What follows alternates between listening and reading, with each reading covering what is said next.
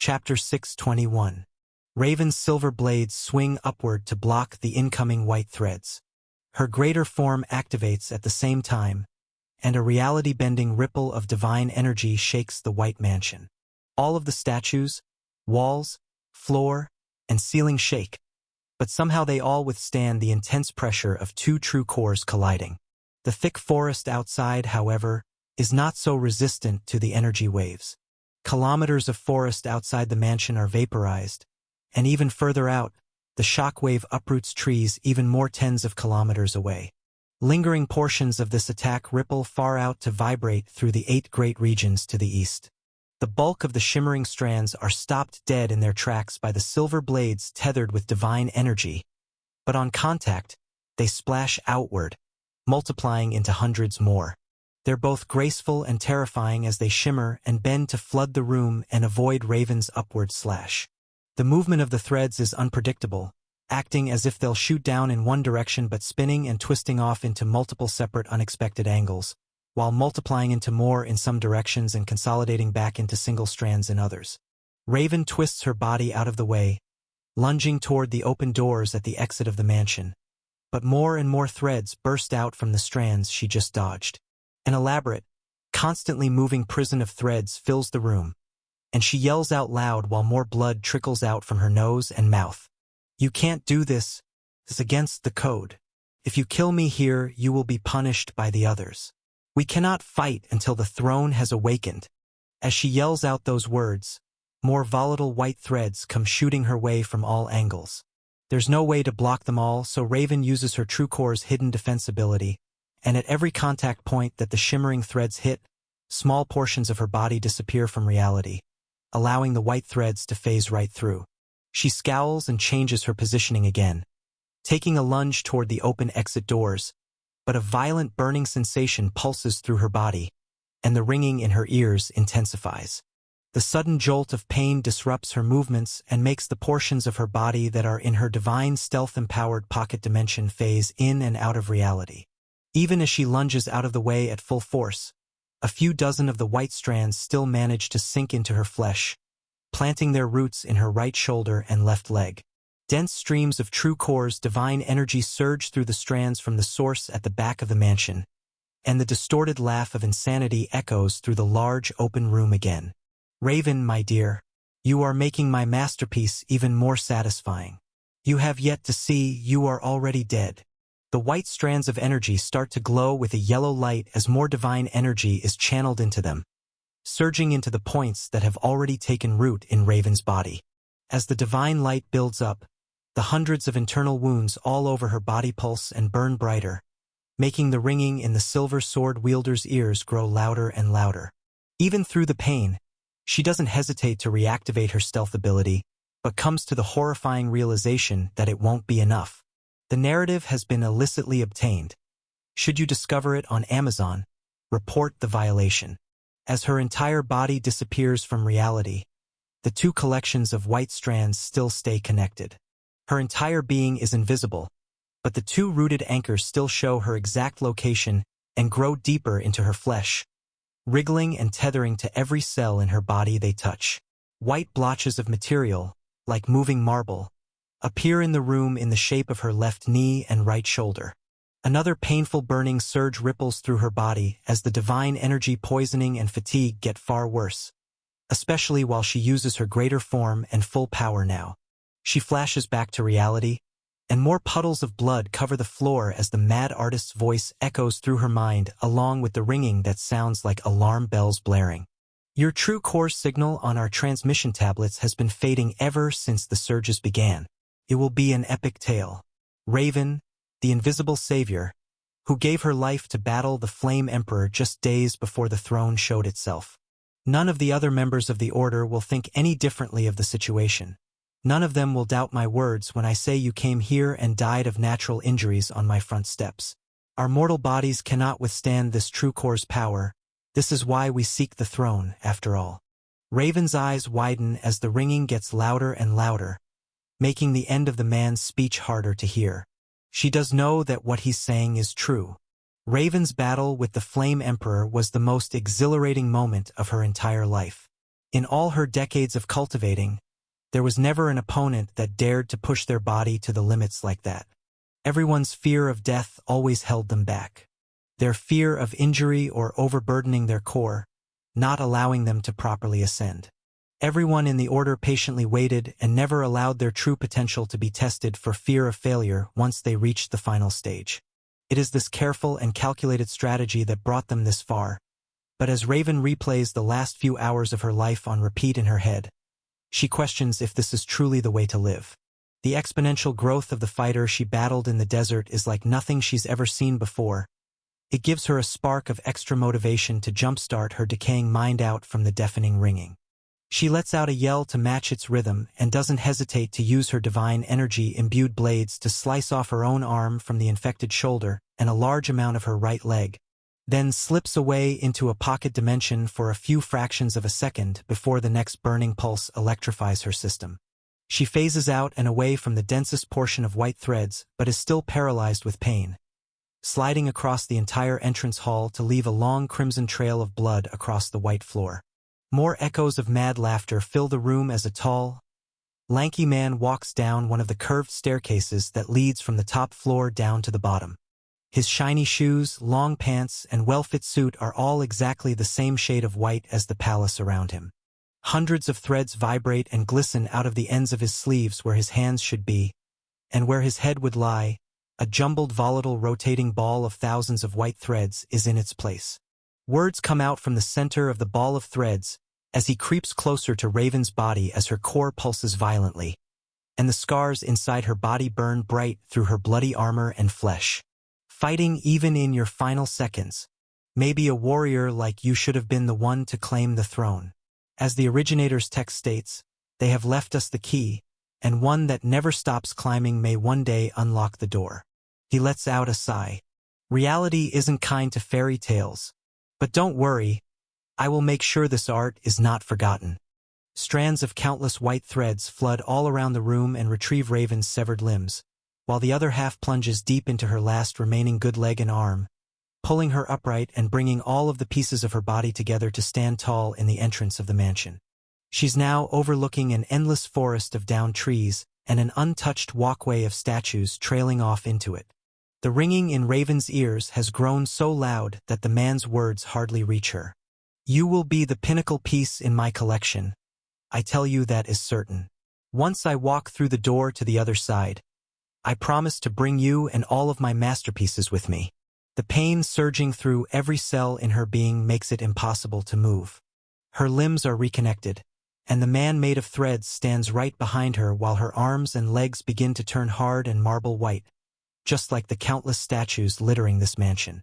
Her blades are gripped tightly in a fighting stance, and there are bright yellow pulsing scars shining through the threads as they seep deeper up her legs, down her shoulders, and start to creep up her neck. The sound of heavy breathing, identical to the noises heard from the transmission tablet not long ago, is all Raven hears as the ringing takes over her mind. Just as she's about to lose consciousness entirely, a bright yellow flash of light appears from the east.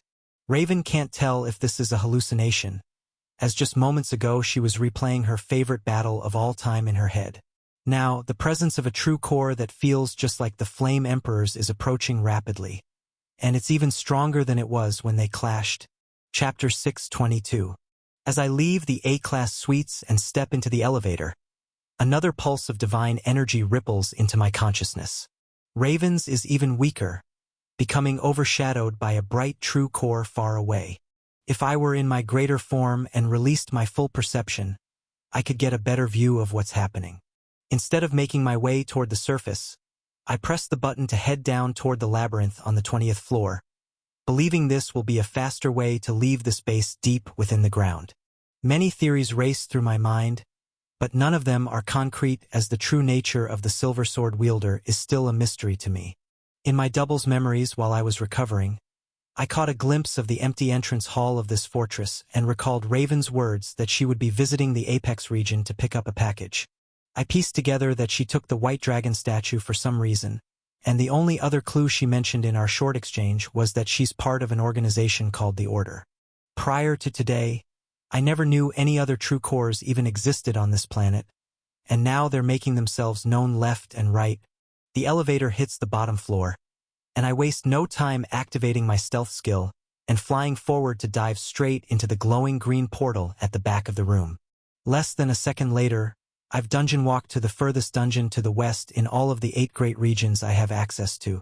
I then exit to find myself in the outside world and soar high up into the sky, away from any civilization, before activating my greater form and letting out a pulse of pure true core perception. To the west, in the direction the pulses came from, a whole new portion of the world I've never seen before becomes clear. Past the furthest western portion of the 8 great regions, there are enormous barren lands full of large lakes, hundreds of kilometers wide, and vast stretches of forest that rise upon mountains and fall deep into valleys. Wildlife and dungeons fill these lands, and small self-sufficient civilizations can be seen around a few of the lakes. However, the further I let my sense reach out, the fewer humans I sense. My mind settles on a portion of dense forest about 500 kilometers in diameter that has no dungeons and not a single wild animal in its vicinity. A white marble palace comes into my senses, and the imagery of pristine white monster statues lining a walkway to its open front doors comes to the forefront of my mind, while freshly obliterated trees surround the white mansion atop a small hill. Inside, it is hard to sense exactly what is happening, as the entire white structure glows brightly with yellow divine energy, as if it's alive. I make a split-second decision and propel myself forward toward the structure.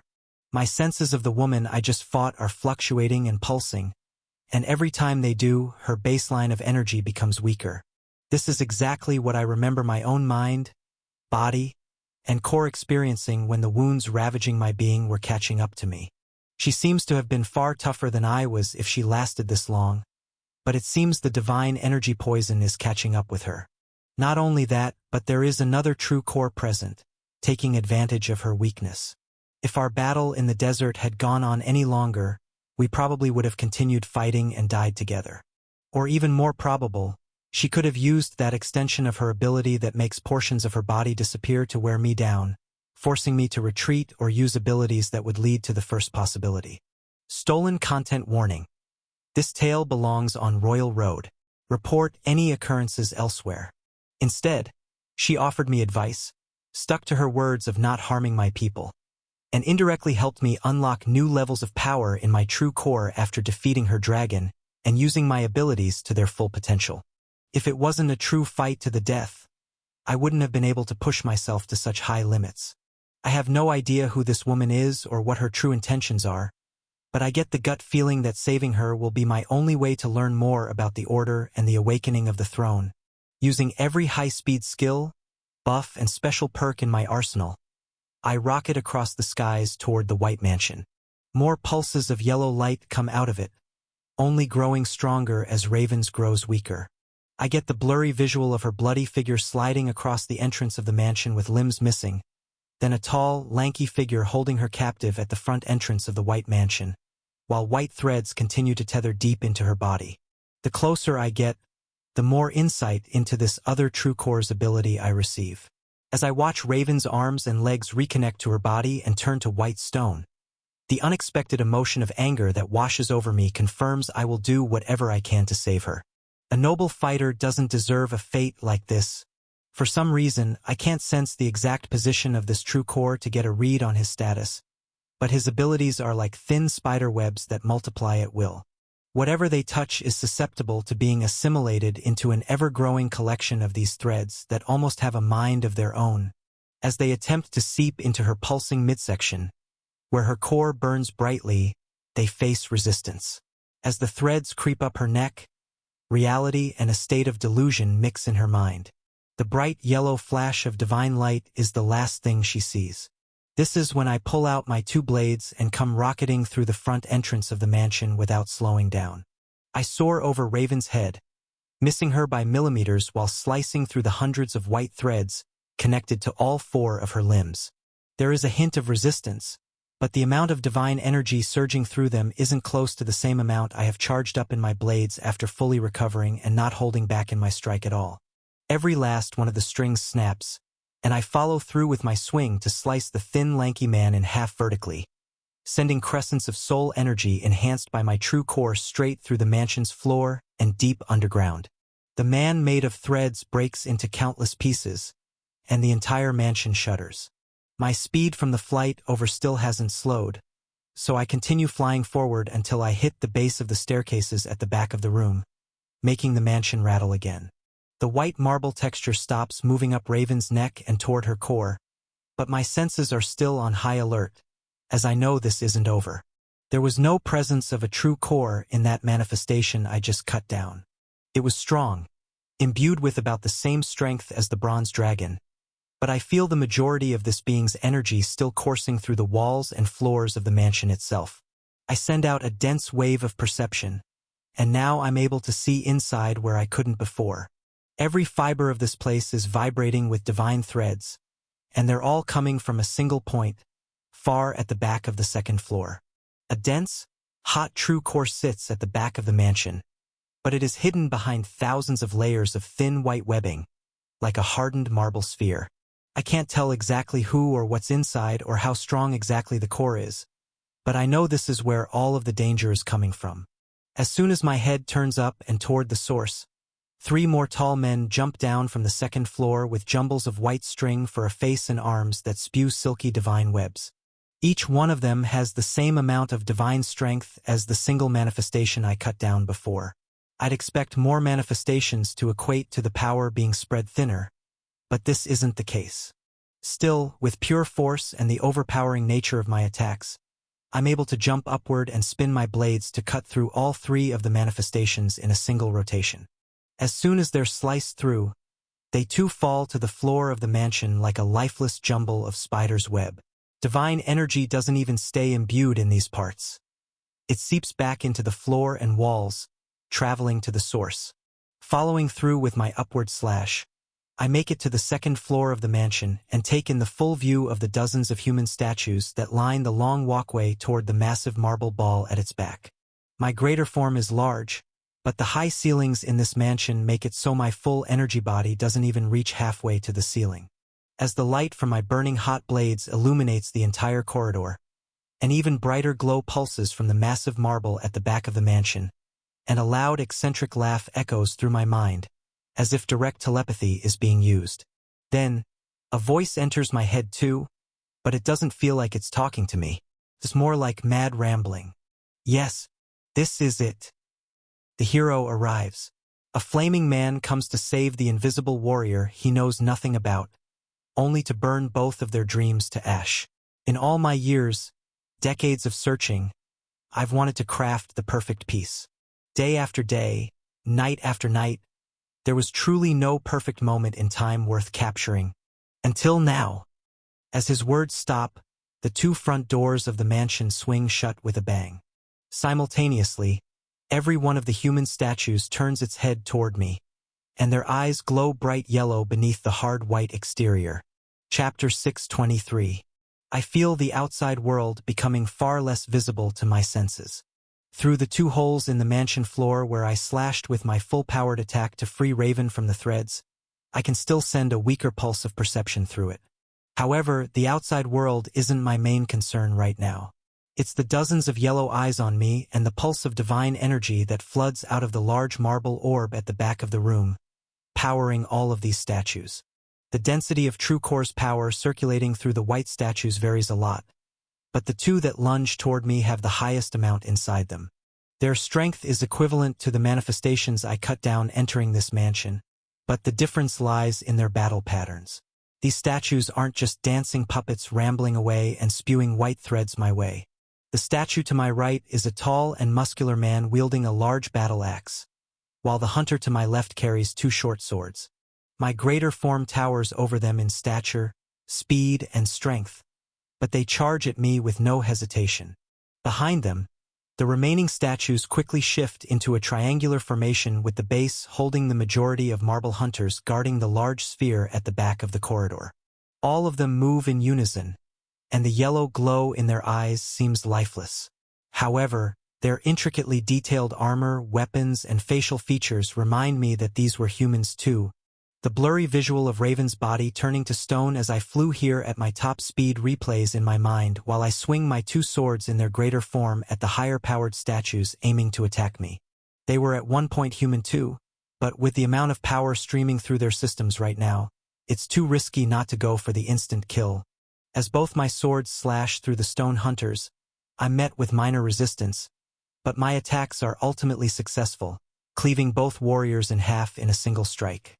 My decision not to hesitate and go straight for the kill was the correct one, as behind me, seemingly summoned out of thin air, thousands of shimmering threads multiply from a single one, and 3 clones of the tall, lanky man appear, sending waves of white tendrils my way.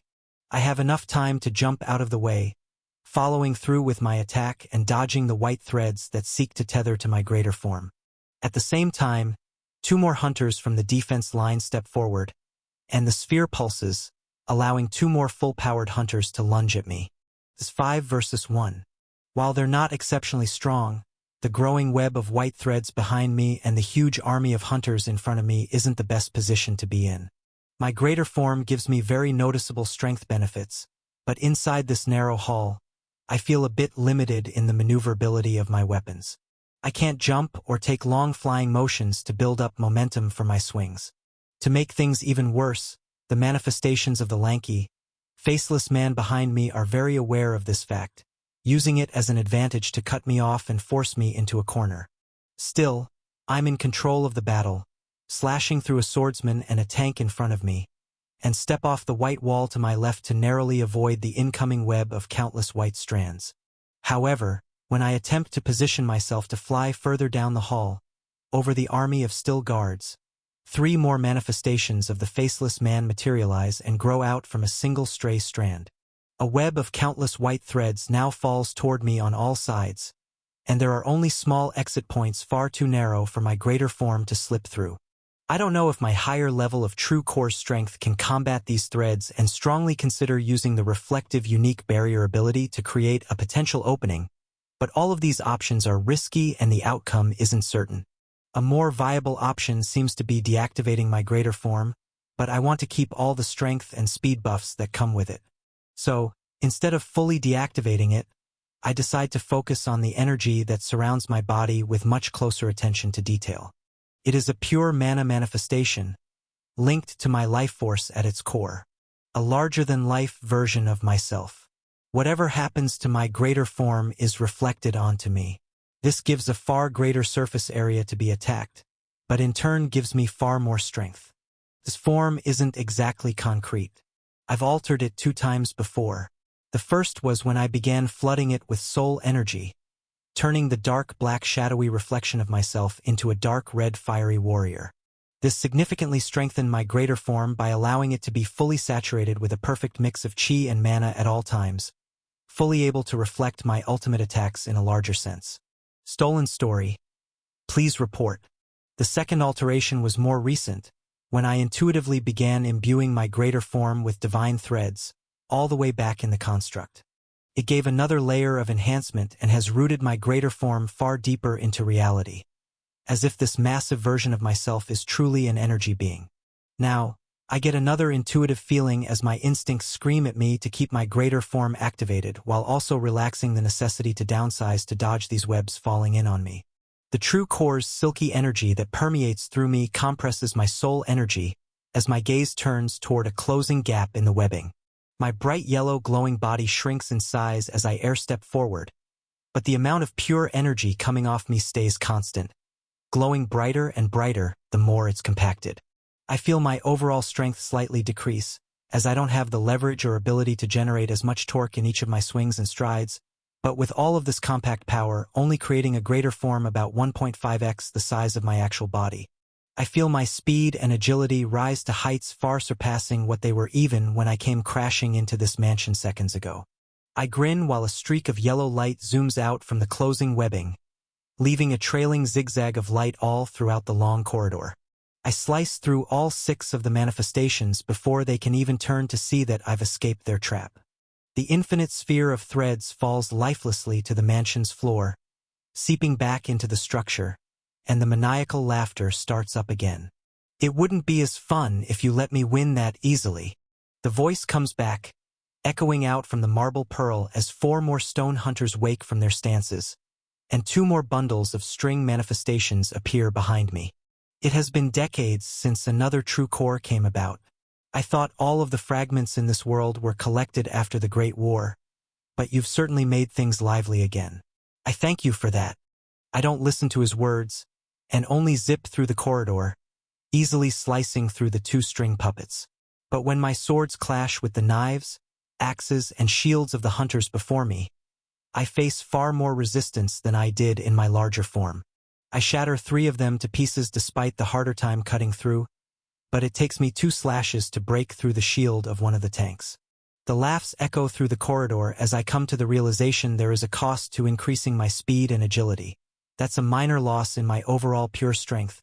However, I can tell this isn't the full picture. Not only has my strength fallen by a small amount, but that tank's divine energy density was greater than its partners. As more and more guards wake up every time I kill them, and countless thread bodies are created, things become clearer and I start to piece together a few patterns. The first is, I was right about that tank being stronger than the others. The closer to the sphere I get, the more powerful the hunters become. It takes me 3 to 4 hits to injure and finally kill each of them, shattering them into fragments of white marble. Just taking off an arm or a leg isn't enough. When I manage to break off small parts, hundreds of tiny white threads seep out from the wounded area and reach for the broken stone, piecing itself back together and hardening like nothing happened. Their chests or heads need to be destroyed in order for them to stop fighting. The other thing I notice is the manifestations of pure threads that attack me never change in strength. No matter how close or far away they get to me, they are always identical, and all it takes is 1 heavy slash to get rid of them. The last pattern I notice is the maximum number of moving statues and thread manifestations combined I ever face is 6. The closer I get to the sphere at the back of the room, however, the fewer are summoned at once. Only 2 to 3 statues are sent toward me at a time, and they're significantly stronger than when a full 6 are sent my way. I get into quite the rhythm, slashing through the constant stream of statues and strategically placed webs of threads to try and lead me away. Despite this, I make a few meters of progress every second, spinning and slashing my way through the air with my eye on the prize, the pulsing sphere at the back of the room. As I slash through more and more of the stone statues of hunters mindlessly trying to kill me, like they're monsters in a dungeon, I feel Raven's life force growing dimmer and dimmer.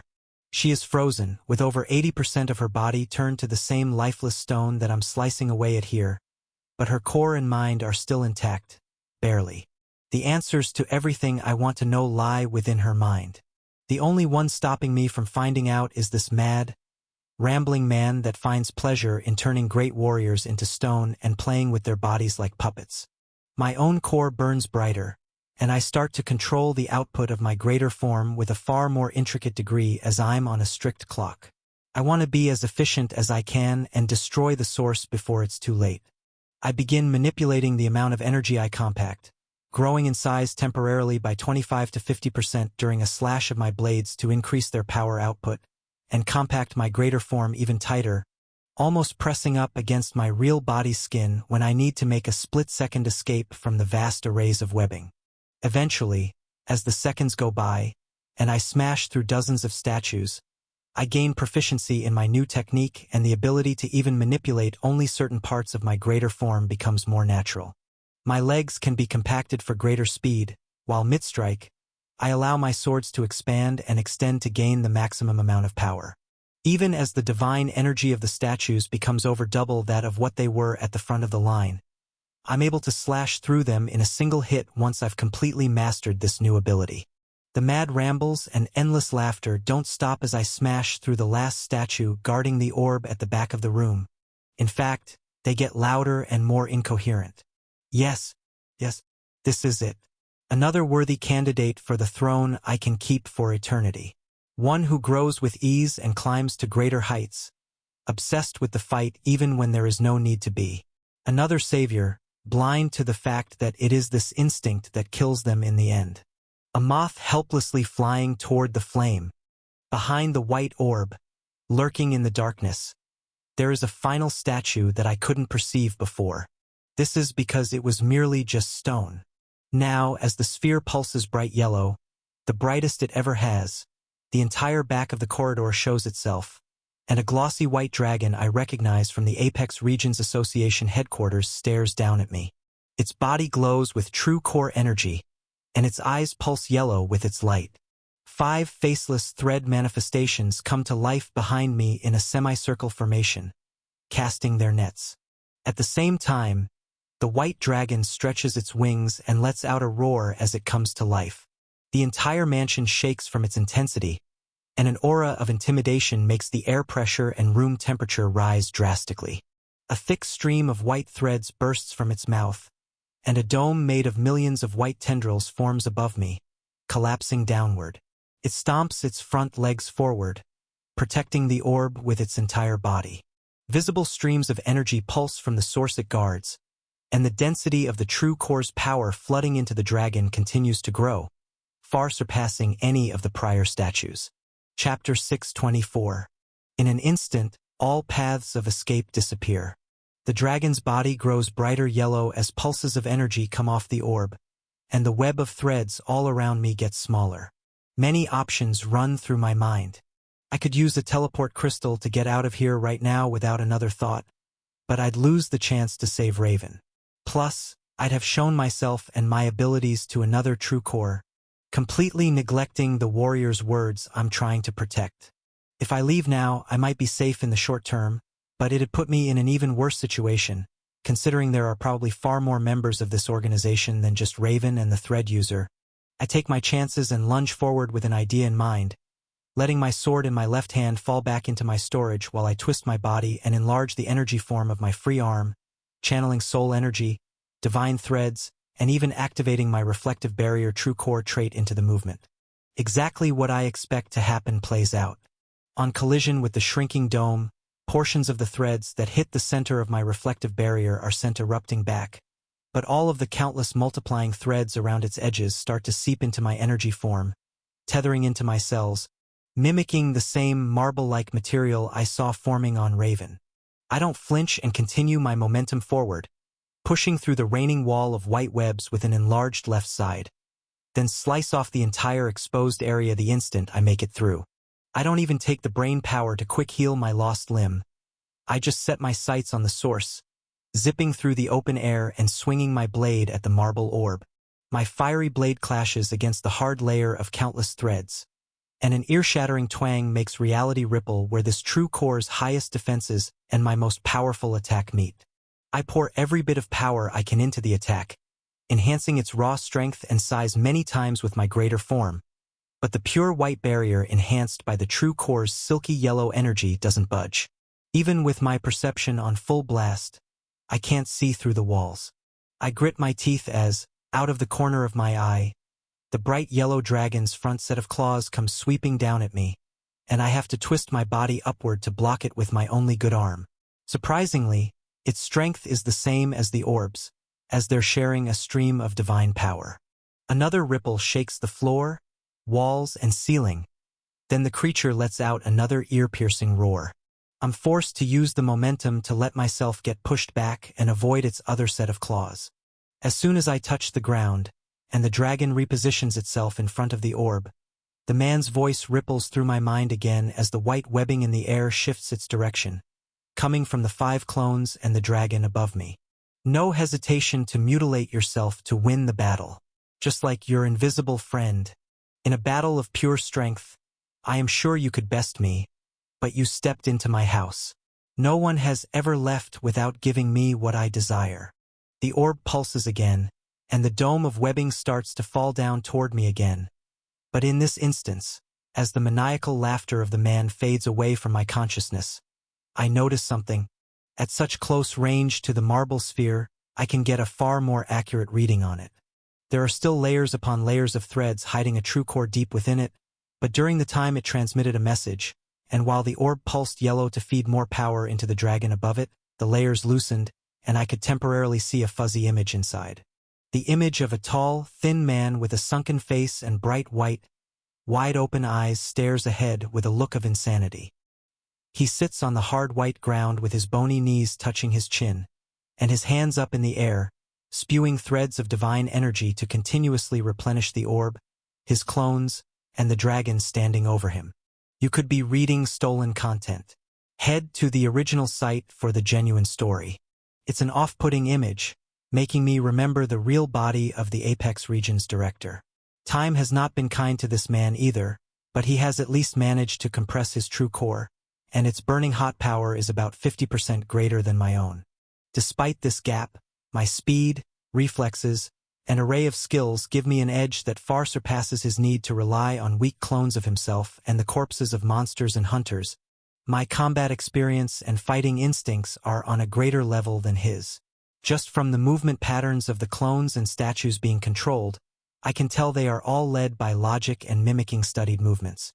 He is not a natural fighter, but is relying on his gap in pure power alone.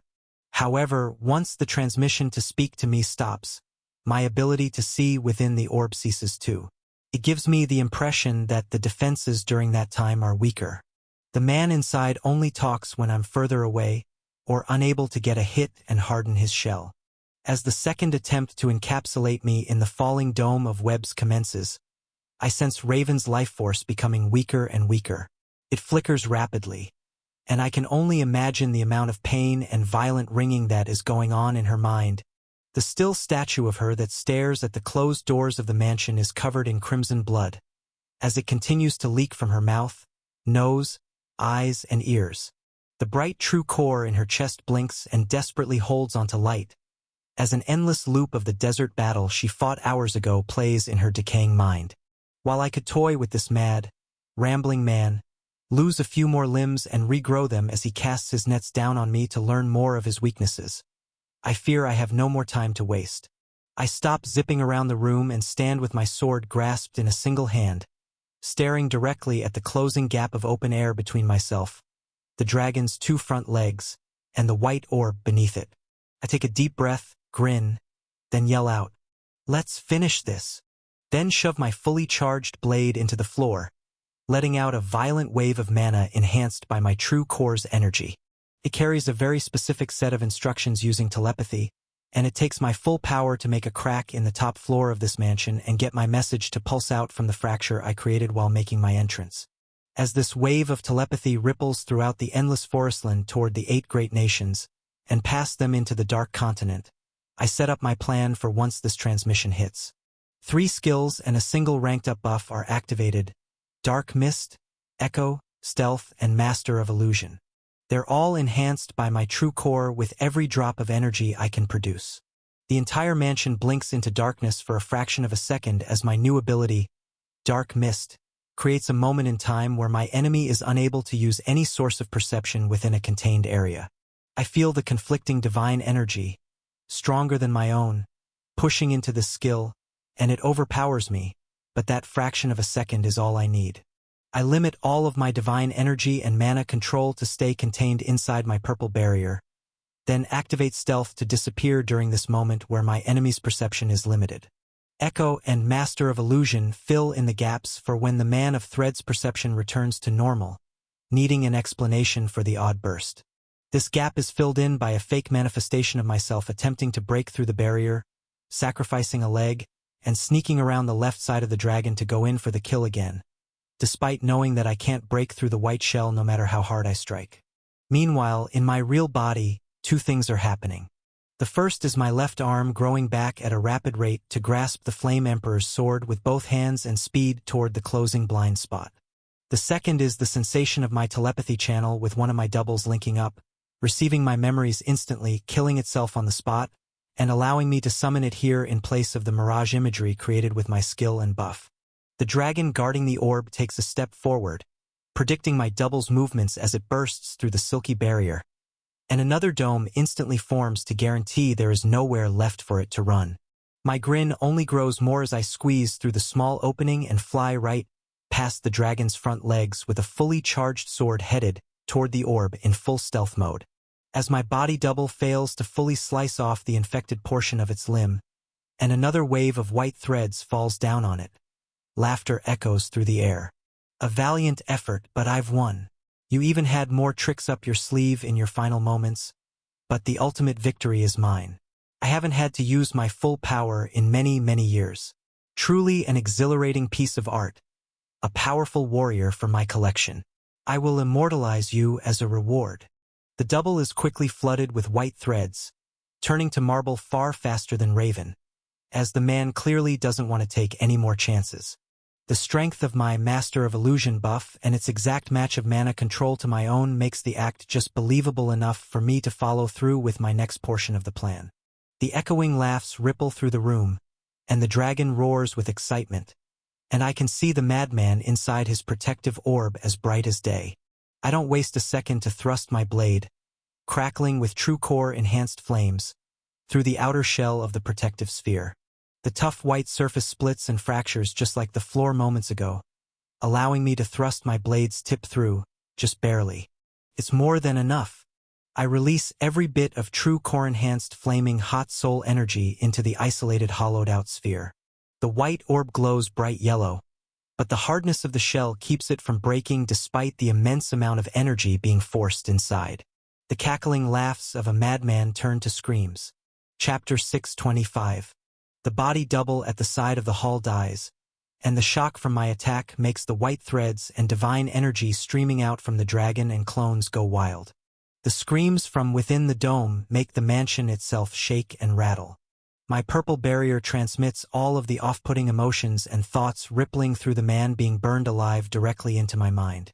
There is an intense underlying emotion of bliss and genuine pleasure coming from the dying man inside the orb being heated up to temperatures nearing the surface of the sun. It's as if his greatest artistic fantasy is playing out as I burn him to ash. First he wants more than anything to turn me to stone, and now he enjoys his own death as I'm certain to take the victory. I can't quite wrap my mind around his twisted view of reality, but don't let the madman's actions deter my attack and continue to put my all into it. With a yell from me as I completely drain my soul energy stores, matching the height of the man's screams, I hear and see notifications roll into my mind's eye. Then, feel the extremely pure divine energy being pulled out of this man's true core and flowing directly into mine. Level up, X328. Use absorption. Skill mana manipulation. Upgrade. Superior. Yes. No. Use absorption. MCP. 191,874,234,929,550. Yes. No. I instantly press yes on both options, reaching level 7340, but am quite surprised at what I see. For small instances as I torched the inside of the marble orb, I could see his status, and his level is far lower than the strength output I felt while facing him suggests. Even from the director of the Apex region at just over level 9000, he granted me 10 trillion MCP, and the bronze dragon at a similar level gave me 50 trillion. The man that ran this mansion's level clocked in at 9620, yet the variance of mana control is so great it feels like he was even stronger than Raven, who is a much higher level. There is a pattern here that isn't quite adding up. It feels like there is someone or something limiting people from surpassing this level 10,000 threshold. It isn't just pure power, or else Raven wouldn't have made it past.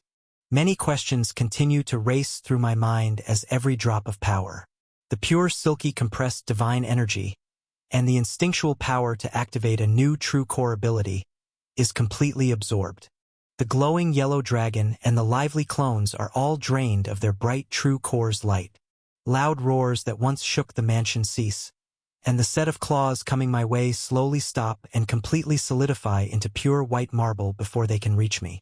The dragon falls back into a lifeless statue, striking a far different pose, but it looks exactly like the image of the pure white dragon I saw in the lobby of the Apex headquarters when I first walked in. The floating thread puppets all fall to the ground and unravel, fracturing into tiny pieces of nothing but stone. As I fully pull my blade from the small pierced hole in the orb and put it away into my item storage, the mansion falls dark and silent. The only light that remains other than mine is the pulsing and flickering dying remainder of Raven's core on the far side of the mansion. I turn around and jump forward, lunging off the balcony down toward her while considering activating many abilities. But with the signal of her life force growing weaker and weaker, there's only one option I'm positive will work. The narrative has been taken without authorization. If you see it on Amazon, report the incident. I activate my plunder's skill and allow a dark red aura to permeate from my body while pushing a wave of telepathy into the woman's mind. As I touch down on the bottom floor and make my way over, the full sight of her blood-stained figure becomes clear, and I press both my palms against the only remaining exposed portions of her body left. One hand is placed on her forehead above her closed eyes, and the other on her chest where her core violently spins. There's no response at all to my telepathy, but at this close proximity, I can hear the extreme ringing in her mind. My plunder's aura expands, filling the entire white mansion, and begins to seep out from the small cracks in the floor. Simultaneously, I let my mind and voice seep into hers and repeat the same words. That the only way she's going to survive right now is if she trusts the voice that is trying to reach her and swear her loyalty to the Flame Emperor. Even with my extreme rise in power in the last few seconds, the extreme ringing and painful emotions that seep out from Raven's mind as I try to push a message and take all of my concentration. The walls and ceiling of the mansion quiver and creak, as it's drained of all residual mana left behind. Outside the mansion, a red fog creeps out to disperse through the forest, greedily draining all of the mana from the land just as I did before to the Vice-Regent. With the experience under my belt from before, absorbing mana from the atmosphere outside isn't hard. The real puzzle I'm trying to solve is the one inside Raven's mind. It's like an endless maze of walls and barriers, doing everything in its power to push out any external noise, a natural defense from the blaring ringing of divine energy poisoning. My own brain begins to burn as I try to force my way through her mental walls and overpower the ringing. It is an impressive design. Every fraction of a second that passes, the deeper I plunge into this intricate defense, and it astonishes me further. I have to use the entirety of my mental strength, buffs on full blast, with my greater form activated before I see a single pathway in. A wave of satisfaction washes over me as I feel my message break through to the small amount of consciousness locked away, and the moment my message makes it through, the blood-stained hazel eyes of the warrior flutter open once to look at me, and a pulse of perception follows to verify exactly what's happened inside the mansion while she was out. In the next moment, her eyes close, and I lose the connection to her conscious mind, but a link of loyalty is formed, and her status is added to my Rising Emperor's domain interface. My attention shifts to sharing my mythic-grade hibernation skill with her and forcing it to activate through my control panel as her mind is on autopilot. Through my palms, millions of MP are drained from the outside world and siphoned into the activation of this skill. However, millions are far from enough. The necessary amount to cure all of her ailments is over double what mine cost. Use hibernation. Mythic grade. Cure. Mana fatigue Raven Blackwell. Soul energy fatigue Raven Blackwell. Divine energy fatigue Raven Blackwell. Divine energy poisoning Raven Blackwell. Divine energy internal combat injuries Raven Blackwell. Petrification Raven Blackwell. Slow mode. Cost 1.26 billion MP. Time 549.9 days. Yes, no. Basic mode. Cost 209.33 billion MP. Time 156.1 days. Yes, no. Express mode. Cost 400.05 trillion MP. Time 7.0 days. Yes, no. Emergency mode. Cost 556.04 quadrillion MP. Time. As more and more mana is channeled into the skill, Raven's life force gets weaker and weaker, and I'm more certain that instantly healing her isn't an option. I myself have used hibernation 2 times in the past. Each time, once the skill is activated, the user is placed into a state of suspended animation, where no harm can be done. Even if I press the lowest option, she'll be safe. However, the questions I have need to be answered a lot faster than 550 days from now. I grit my teeth and do some quick calculations in my head about how long it will take to absorb enough mana from the atmosphere out here, and the only possible option I can choose is slow mode. As the seconds tick away, it's clear this is the only option. I reluctantly choose it, and a flash of white light fills the mansion as hibernation is activated. Through the mind link I share with her, the ringing instantly stops. Her brain and body function do too. The pulsing and flickering core in her chest calms down to a steady low burn. All of the mana I siphoned into her circulates through her body as the skill slowly gets to work. It's quite interesting to see the skill at work from the outside. It now makes far more sense why I lost my full cognitive ability while I was healing. A new text box shows up in my interface. Use hibernation. Mythic grade. Slow mode. Time remaining 549.9 days. Add mana to accelerate. Bright white light freezes Raven in time as she slowly begins to heal, and simultaneously, my red aura that plunders the abandoned forest outside grows in size upward and outward, sucking away the mana from everything in sight. The immense pressure and intensity of this whole situation is finally lifted as I choose the option to accelerate, and the mana from outside slowly speeds up the process. Raven is safe and I've won the battle. The lack of mana in the marble palace we stand in weakens its structure, and the high-powered waves of divine energy from before make the cracks in the mansion slowly grow larger. The ceiling crumbles and collapses, creating small holes, allowing the light of day to stream in from the sun above. Chapter 626. The ceiling continues to crumble, and my red aura extends further into the endless forest around us. Past the decimated area of woodlands that were disintegrated by the divine energy waves, and deep into the thick trees in all directions.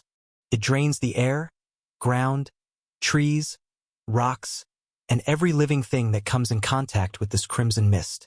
The abandoned forest stretches thousands of kilometers in diameter, extending even further to the west. Its landmass is even larger than the 8 great regions, though the pure mana here is slightly less abundant. In my previous use of my plunder skill, there was an extremely high concentration of mana in the hundreds of dungeons, high-grade shielding, city technology, vaults full of mana crystals, and tens of thousands of hunters with full MP bars to pull from. That was just 100 kilometers, and I was able to gain roughly 40 quadrillion MP in mere minutes. However, that region won't be recovering anytime soon. While it doesn't affect the average citizen, and neither does it any hunter below the B-class rating, there are no dungeons left in the Vice region that hold monsters above level 500, and the labyrinth has been decimated as well. The only other region with mana that dense is the Apex region. It has a labyrinth with enough mana to instantly heal Raven right now, along with thousands of dungeons and hundreds of thousands of citizens to drain from, but I have other plans for that energy. I'm going to fully rely on the mana from this abandoned region I'm in and not touch any more of my new nation's valuable energy reserves. My eyes shut as I put my full conscious effort into expanding my tendrils of pure red plunder energy out as far into the depths of this region as I can. I summon a new body double to fly over my area of red mist, and it details and logs all of the small villages within the region to reimburse them after the red mist fades. In over 2,000 kilometers on all sides, reaching over 4,000 kilometers in total diameter, I only sense 19,544 total natives to this land and 172 dungeons.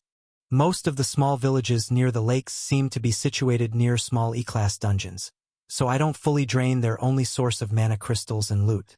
I don't know the culture of the civilizations out here, but if I want to assimilate them into my growing kingdom in the near future, it's best I make a good first impression. The only dungeons I drain completely and fully collapse, plundering 100% of their mana, are the ones far from human reach in deep canyons, abandoned forests, and underground caves. My aura permeates as far as it can reach, nearing the border of the 8 great regions and far off into the west, deeper into the forest until my senses hit the border of a new region. Icy mountains meet the forest region, coming down from the north and creating a natural land barrier near the edges of my senses. I stop trying to expand my aura when I meet this landmark, as I don't know who occupies this territory, and I need to inspect it myself in a stealthier manner. The red glow sinks into the ground and floats high into the sky, and slowly but surely, nearly 90% of the region's ambient mana is channeled through me into Raven's hibernation skill inside my control panel. Over 1 hour passes. I watch the mode name change, and the time remaining tick down as trillions of MP are siphoned into the skill. The 550 days remaining quickly fall below triple digits, and after a few dozen D-grade and a handful of C-grade dungeons, the time remaining falls below 5 days, surpassing the time needed for the express mode option. Far off in the outer edges of my aura, there are a few more pockets of C-grade dungeons, and even 2 high-strength B-grade dungeons. According to my calculations, in this entire region, there is less than 50 quadrillion MP total to pull from, not enough to trigger the near-instant emergency heal, but it should be enough to bring my wait time down to something I can handle. Takes a bit longer than the others to fully drain these, but once it's done, I finally let my aura begin to retract and stare down at the control panel before me. Use hibernation. Mythic grade. Accelerated mode. Time remaining 0.4 days. Add mana to accelerate. Just under 10 hours? That's more manageable. I whisper to myself while grinning, and pull my hands away from Raven's body, wiping sweat off my forehead. The white glow around Raven's body becomes much brighter. I watch the particles of white marble evaporate, and her flesh regrows at a microscopic level in real time. My aura finally fully retracts back into my body, and my double that was hovering above this new forest region flies back to the Dark Continent to get supplies to reimburse the villages that were just drained of all their resources. A long sigh escapes my mouth as my footsteps echo throughout the empty mansion. That was not easy, but I wasn't expecting it to be, after all. The narrative has been illicitly obtained. Should you discover it on Amazon, report the violation. I can't help but laugh to myself in the middle of an abandoned region as I can finally relax and think straight, appreciating the new boost in power I received from killing another true core. Dozens of statues still fill this entrance hall. Some of them are broken to pieces from the fallen portions of the ceiling, and others have managed to survive with luck. I scan the entire eerie building and float back up to the top floor to see the marble orb now split in 2 below the petrified dragon angrily frozen in time with its set of claws reaching to defend its master. As I touch down on what's left of the cracked flooring on the upper level and peer into the blackened, charred inside of the orb, I see the body of the frail, lanky old man inside, and an odd intuitive feeling rushes through me. At the same time, a blue notification pops up over the pile of ash. Use Superior Mana Manipulation. Superior perk. Eternal Minion. Enter desired level. 0 to 9,620. Yes. No. My hand raises to press yes and enter the maximum level out of curiosity. I remember when my mana manipulation skill reached the advanced grade a long time ago, when I first ventured out into the Dark Continent. It granted a perk called Temporary Minion, but the only monsters it worked on were certain types of golems when they dropped their cores as loot because it was a physical item I could take out of the dungeon. All other monsters I tried to turn into my minions would only stay visible and fight for me for a few minutes at most, because they would disappear and be absorbed back into the dungeons.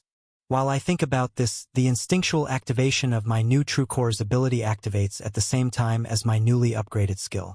Mana, and a silky yellow and white stream of divine energy, leaves my fingertips and revives the pile of ash on the floor of the mansion, bringing the pile of bones to life, into the form he was in before he was killed, with shiny white shoes, long pants, and a well-fitted suit.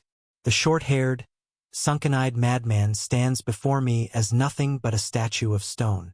My divine energy flows into him and settles right in the center of his chest, forming a pseudo-true core before my eyes. There is no interface for commands or modes like my dark magic summoning technique. All I have is an intuitive feeling to rely on. I move all 10 of my fingers as if I'm playing with a puppet, and as my mind thinks about the lanky man's movements, it plays out in reality before my eyes. If I wasn't the one moving him to my will, I wouldn't even know that he was being controlled. The fluid movement of mana intertwined with pure divine energy is so smooth. I've never been able to move pure divine energy with such accuracy before. I make the man step out from the cracked orb and dance around the destroyed floor, even floating into the air, mana stepping with ease. But I finally set him back on the ground when a few ideas hit me. Once I think about letting him go, every drop of mana and divine energy leaves his body and floods back into mine. All that's left is a lifeless white statue frozen for eternity. It gets me thinking about an explanation for this True Core ability. Clearly, the man was not much of a hands-on fighter when he was alive. Before he awakened his True Core, My guess is he used fallen monsters and possibly allies to do his bidding, as one's true core ability mimics what they've done before in life. So it goes hand in hand with his only skill, mana manipulation, allowing him to make soldiers at will and imbue them with all of the power at his fingertips. Or display them as art in his case. However, as I walk further down the hall, toward the various doors at the back wall behind the orb and the dragon, I explore this new ability further. Activating it with my superior mana manipulation skill, I allow pure mana and divine threads to seep out from my fingertips and form balls of pure energy above my palms. It takes a lot of mental power, and the floors and remaining walls and ceiling around me shake as I shape these orbs of energy into sharp daggers, then into arrows and eventually a sword. It takes 3 full minutes to do so, and my full body and mind fill with fatigue as I try to manipulate it away from what the True Core's ability is meant to be used for. I smile as I find there is another use for this ability. It has given me far greater control over divine energy itself. I need to practice, but this is another very intriguing addition to my repertoire. While deactivating this test, the back wall of the mansion rumbles, and a series of large boxes, crates, containment items, and item boxes all reveal themselves in all of the private rooms at the end of the hall. I continue walking forward to explore this eerie mansion, finding more statues in some of the rooms of less clothed men and women hunters, numerous paintings, and all kinds of magical items locked away in the madman's private studies. There is a large food supply, HP and MP potions to last centuries, and various seemingly random collections of gear ranging from 10% stat boosts up to over 300%, but nothing priceless or usable. The majority of the gear is just unique in other ways like coloring or shape. The longer I look through these storage boxes, the more twisted this man's tastes in art and hobbies become. That is, until I find 3 item boxes in the lower drawer of a desk that has been buried by the rubble of a fallen ceiling from the escapades earlier. I'm not expecting anything significant, after rummaging through junk for over half an hour, but when I plunge my hand into the first box and my hand senses thousands of red divine fragments, my eyes widen and my heart rate spikes. No way. There has to be at least 10,000 in here. I instantly plunge my hand into the second, and there's about 2,000 orange fragments this time. I drop both of these into my storage, and shove my hand into the third and final item box to find over 800 pristine yellow divine fragments. I pull one out just to look at it, and the reflection of the beautiful glowing stone shimmers in my eyes. The final item box drops into my item storage, and I use my new True Core's ability to cover the one stone that was in my hand in a thick layer of mana and pure silky divine energy. In seconds, the stone dissolves, and all of its energy is streamlined directly into my core. It doesn't feel like much, as draining an entire True Core is far more efficient. If I absorbed every single fragment in that box, I would feel slightly stronger, maybe a 10 or 20% gain, but my teammates back in the Dark Continent would benefit from these fragments far more than me. For the next hour, as I continue to rummage through all of the containment cases and item boxes in this entire mansion, I'm not upset at the fact that there aren't any other interesting items to take with me. I've managed to snag more than enough from this unexpected encounter. Smiling, I walk past the old petrified man next to the white dragon and hop down to the bottom floor. Then, I take a seat on the cold hard marble next to Raven. A large portion of the white stone on her body has completely vanished, and her bare skin and blood-bonded armor have repaired themselves in place. Her core is growing brighter as well. My body double has come back and visited all of the nearby villages and left to continue working with Bree and Rodrigo to schedule a perfect time with the other regional directors and higher-grade hunters, relaying that I won't be back until my business is done here. The sun slowly moves in the sky overhead, falling toward the horizon as I take a short rest and wait for the hibernation clock to tick down before my questions will be answered. Far away at the heart of Sector 1 in Valor City, an old man with a long white beard and 2 disciples beside him touch down in front of Monk's black pyramid. A bright yellow core cycles in his chest, and the 2 men decades younger than him to his sides both hold orange cores. No mana is present in their bodies, only chi, and dense barriers of the white energy contains their immense divine auras to make sure no weaker humans are hurt by the pressure. Chapter 627. As the sun sets overhead, I allow my consciousness to shift between all of my body doubles, like I'm in 3 nations at once, continuing my work while sitting here with Raven as she heals. One double continues to work with Bree and Rodrigo, acting as Mr. Freeman as transmissions are sent out to all of the 8 regional directors. Most still need time and resources to handle the events of today's surges, but it's settled that new teleport crystals will be handed out to each of the regional headquarters today. This will allow all high-level elite C-class hunters, B-class, and of course, the remaining A-class here in the Apex region to be ready to attend. The meeting is set for tomorrow morning, bright and early, as I have many announcements to make. Meanwhile, in the 2 labyrinths I have control over in the Apex region and Dark Continent, a new project is taking place. 2 of my doubles are hard at work siphoning pure mana out of the Apex region's labyrinth and funneling it into the one in the Crimson City. On the top floor of the Apex region's labyrinth, my doubles find the same exact phenomenon as the Vice City one I hibernated in. There's a demon, fast asleep on a black block of stone. There's no dragon in sight. With no way of communicating with the Guardians despite multiple attempts at telepathy, I decide there's no use thinking about it now, and I'll just continue my process. Instead of using the old method of farming element stones, waiting for monster respawns, and imbuing them with my plunderer skill to absorb the dungeon's pure mana, they're now using a combination of my crystal creation skill and the pure power of my plunderer skill to naturally absorb mana into its physical form and transport it directly from labyrinth to labyrinth. It's a tedious process which takes a lot of mental and physical strain, but it's far faster than the old method. Instead of managing to absorb tens of billions of MP every hour into containment stones, I'm able to expand my red aura throughout the entire floor and safely collapse each one, converting it into a pure crystal form in the same time, netting me hundreds of trillions of MP per minute, speeding up the process by a massive leap. I estimate there's over 500 quadrillion MP in the Apex region's labyrinth. While I could destabilize the entire labyrinth in a matter of minutes if I went all out, that would waste a lot of mana, so to be safe I'm taking it slow. At this rate, it should take about 12 to 24 hours to complete the process, but all I have is time. The Apex region's labyrinth will be drained down to 60 floors, making the strongest monster inside roughly level 3000, while all of the siphon mana will be placed in the Crimson City's labyrinth, bringing it up past floor 90. I'm not sure exactly what floor it'll reach, but it will surpass level 6000 monsters for sure, giving the Crimson Army and my teammates more floors to train in and level up. While all this is occurring throughout the 8 great regions and the Dark Continent, the obliterated forest region that has been sucked dry of mana turns a shade of orange as the sun sets and curves over the horizon.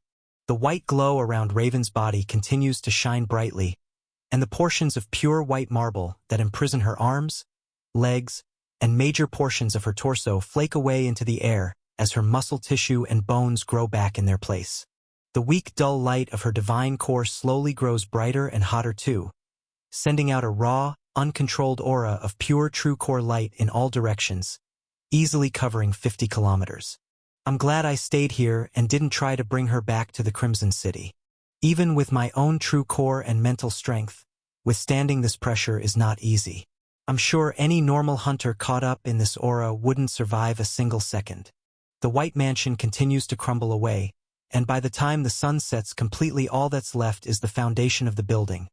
A few intact sculptures, the White Dragon and the deceased true core user on the barely held up remains of the top floor, and the cracked and crumbling walkway of white stone that stretches out into the darkness. The only light left once the hibernation's white glow fades is both of our bright yellow true cores lighting up the night. Once I watch the seconds tick down to 0, I stand up and take a few steps back, preparing to retrieve my weapons and activate my greater form if needed. However, once the white light disappears, I find that isn't the case at all. There's a light ding in my head that tells me Raven's hibernation process is complete, and this echoes through both her and my consciousness. As I've been closely monitoring her for so long, I hear her system notification too. Her fingers move first, then she flips her palms to look at the fronts and backs. Next, she takes a step forward, and her head turns slowly in my direction. Our true cores light up the area around us, and both of our perceptions are good enough that even in pitch black, it might as well be daytime. A case of literary theft. This tale is not rightfully on Amazon. If you see it, report the violation. However, with no sun in the sky, it still gives the atmosphere quite a dark setting. Her hazel eyes meet mine, and she speaks out loud. You saved my life. Why? She stares at me without any malice, not even keeping her guard up, accepting that if I wanted her dead, I would have finished the job already. I pause to think, then reply back into the silence of the night with a shrug. Why not? We stare at each other for a few seconds longer. Then her gaze leaves mine to look at the state of the mansion around us. Her echoing footsteps make their way across the rubble-cluttered entrance hall until she's right below the dragon and the man turned to stone. So, your true core ability, you can steal power from whoever you kill? Be it pure divine energy, skills, or even a true core ability itself. I'm surprised at her words, as she's laid out this fact so bluntly, and with such little data to back her claim. The link of loyalty created before the healing process is still extremely strong, unwavering, almost like blind trust as she's putting her life in my hands. It's odd. I don't bother confirming her suspicions as she already knows it's true, and ask a question of my own. Who are you people? The Order. I want to know why you told me it would be better to act like I lost our battle, and who exactly you wanted to keep it a secret from. The corner of Raven's lip curves up an unnoticeable amount, and she doesn't turn her gaze away from the petrified white dragon above her, reflecting back her yellow aura's glow.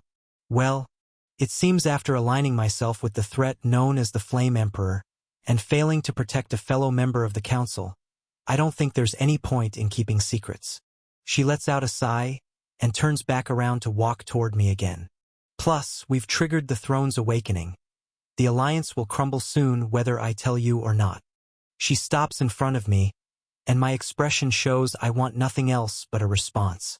I can feel lots of mixed emotions churning around in Raven's head as she tries to organize her thoughts. I've had many hours to think this over, while she has basically just woken up from a coma after our battle and learned of the death of another member of her organization.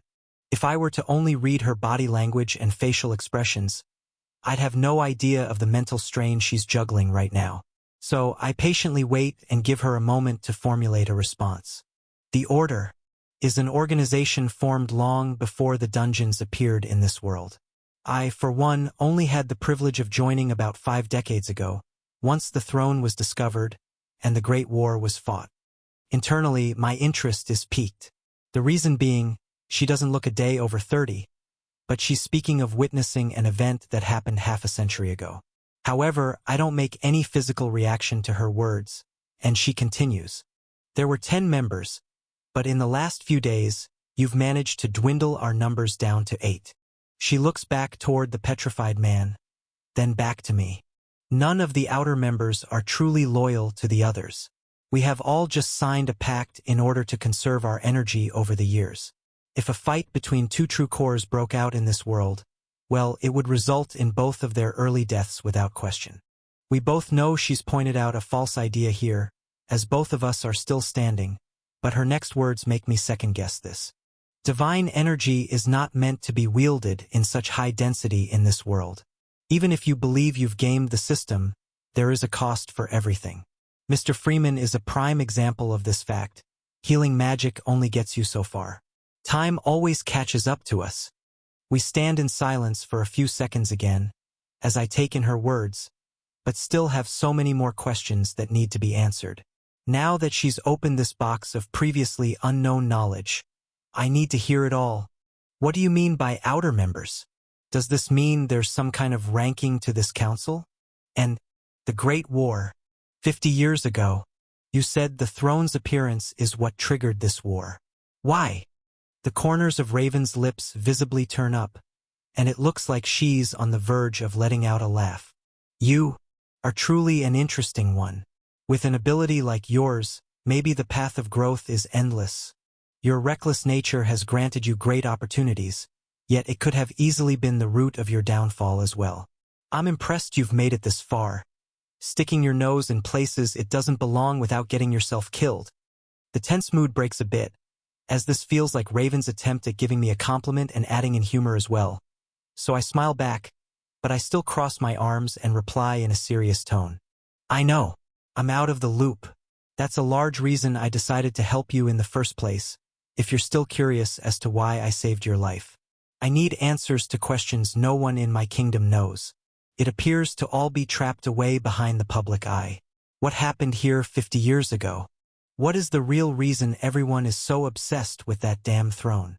Her smile stays on her face, and she lets out a chuckle while turning back toward the dragon and petrified man above us. Other than the big three, that man was the closest source to an answer you can get to finding out what really happened back in the Great War. Despite his quirks, he's quite the history enthusiast. A real originator freak. That's the reason he left the Central Branch and isolated himself out here 40 years ago, to study some unreadable runes. She clicks her tongue and shakes her head, then stares up at the empty black sky above us. I doubt he ever figured it out. He'd have rubbed it in all of our faces if he did. My best guess over the years to rationalize it has been that whatever civilization perished on this world millennia ago just left artifacts behind to play a cruel joke on us all.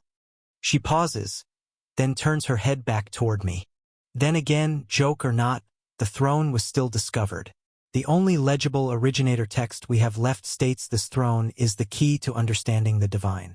Once the doors open, it said a single being will walk through and claim this world as their own. If they can climb high enough, their core shall never go out. Raven shrugs and walks back over to me in a nonchalant manner, clearly rehearsing something she's heard before countless times over the years and not thinking much of it. But her words mean a lot more to me hearing them for the first time. I don't even have enough mental space to respond quickly.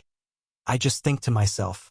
Memories of Monk talking about these originators in the past flood through my mind. There's the link between Chi being an energy source that predates mana on this world and the black material that makes up his temple, and the tower in the center of the Dark Continent.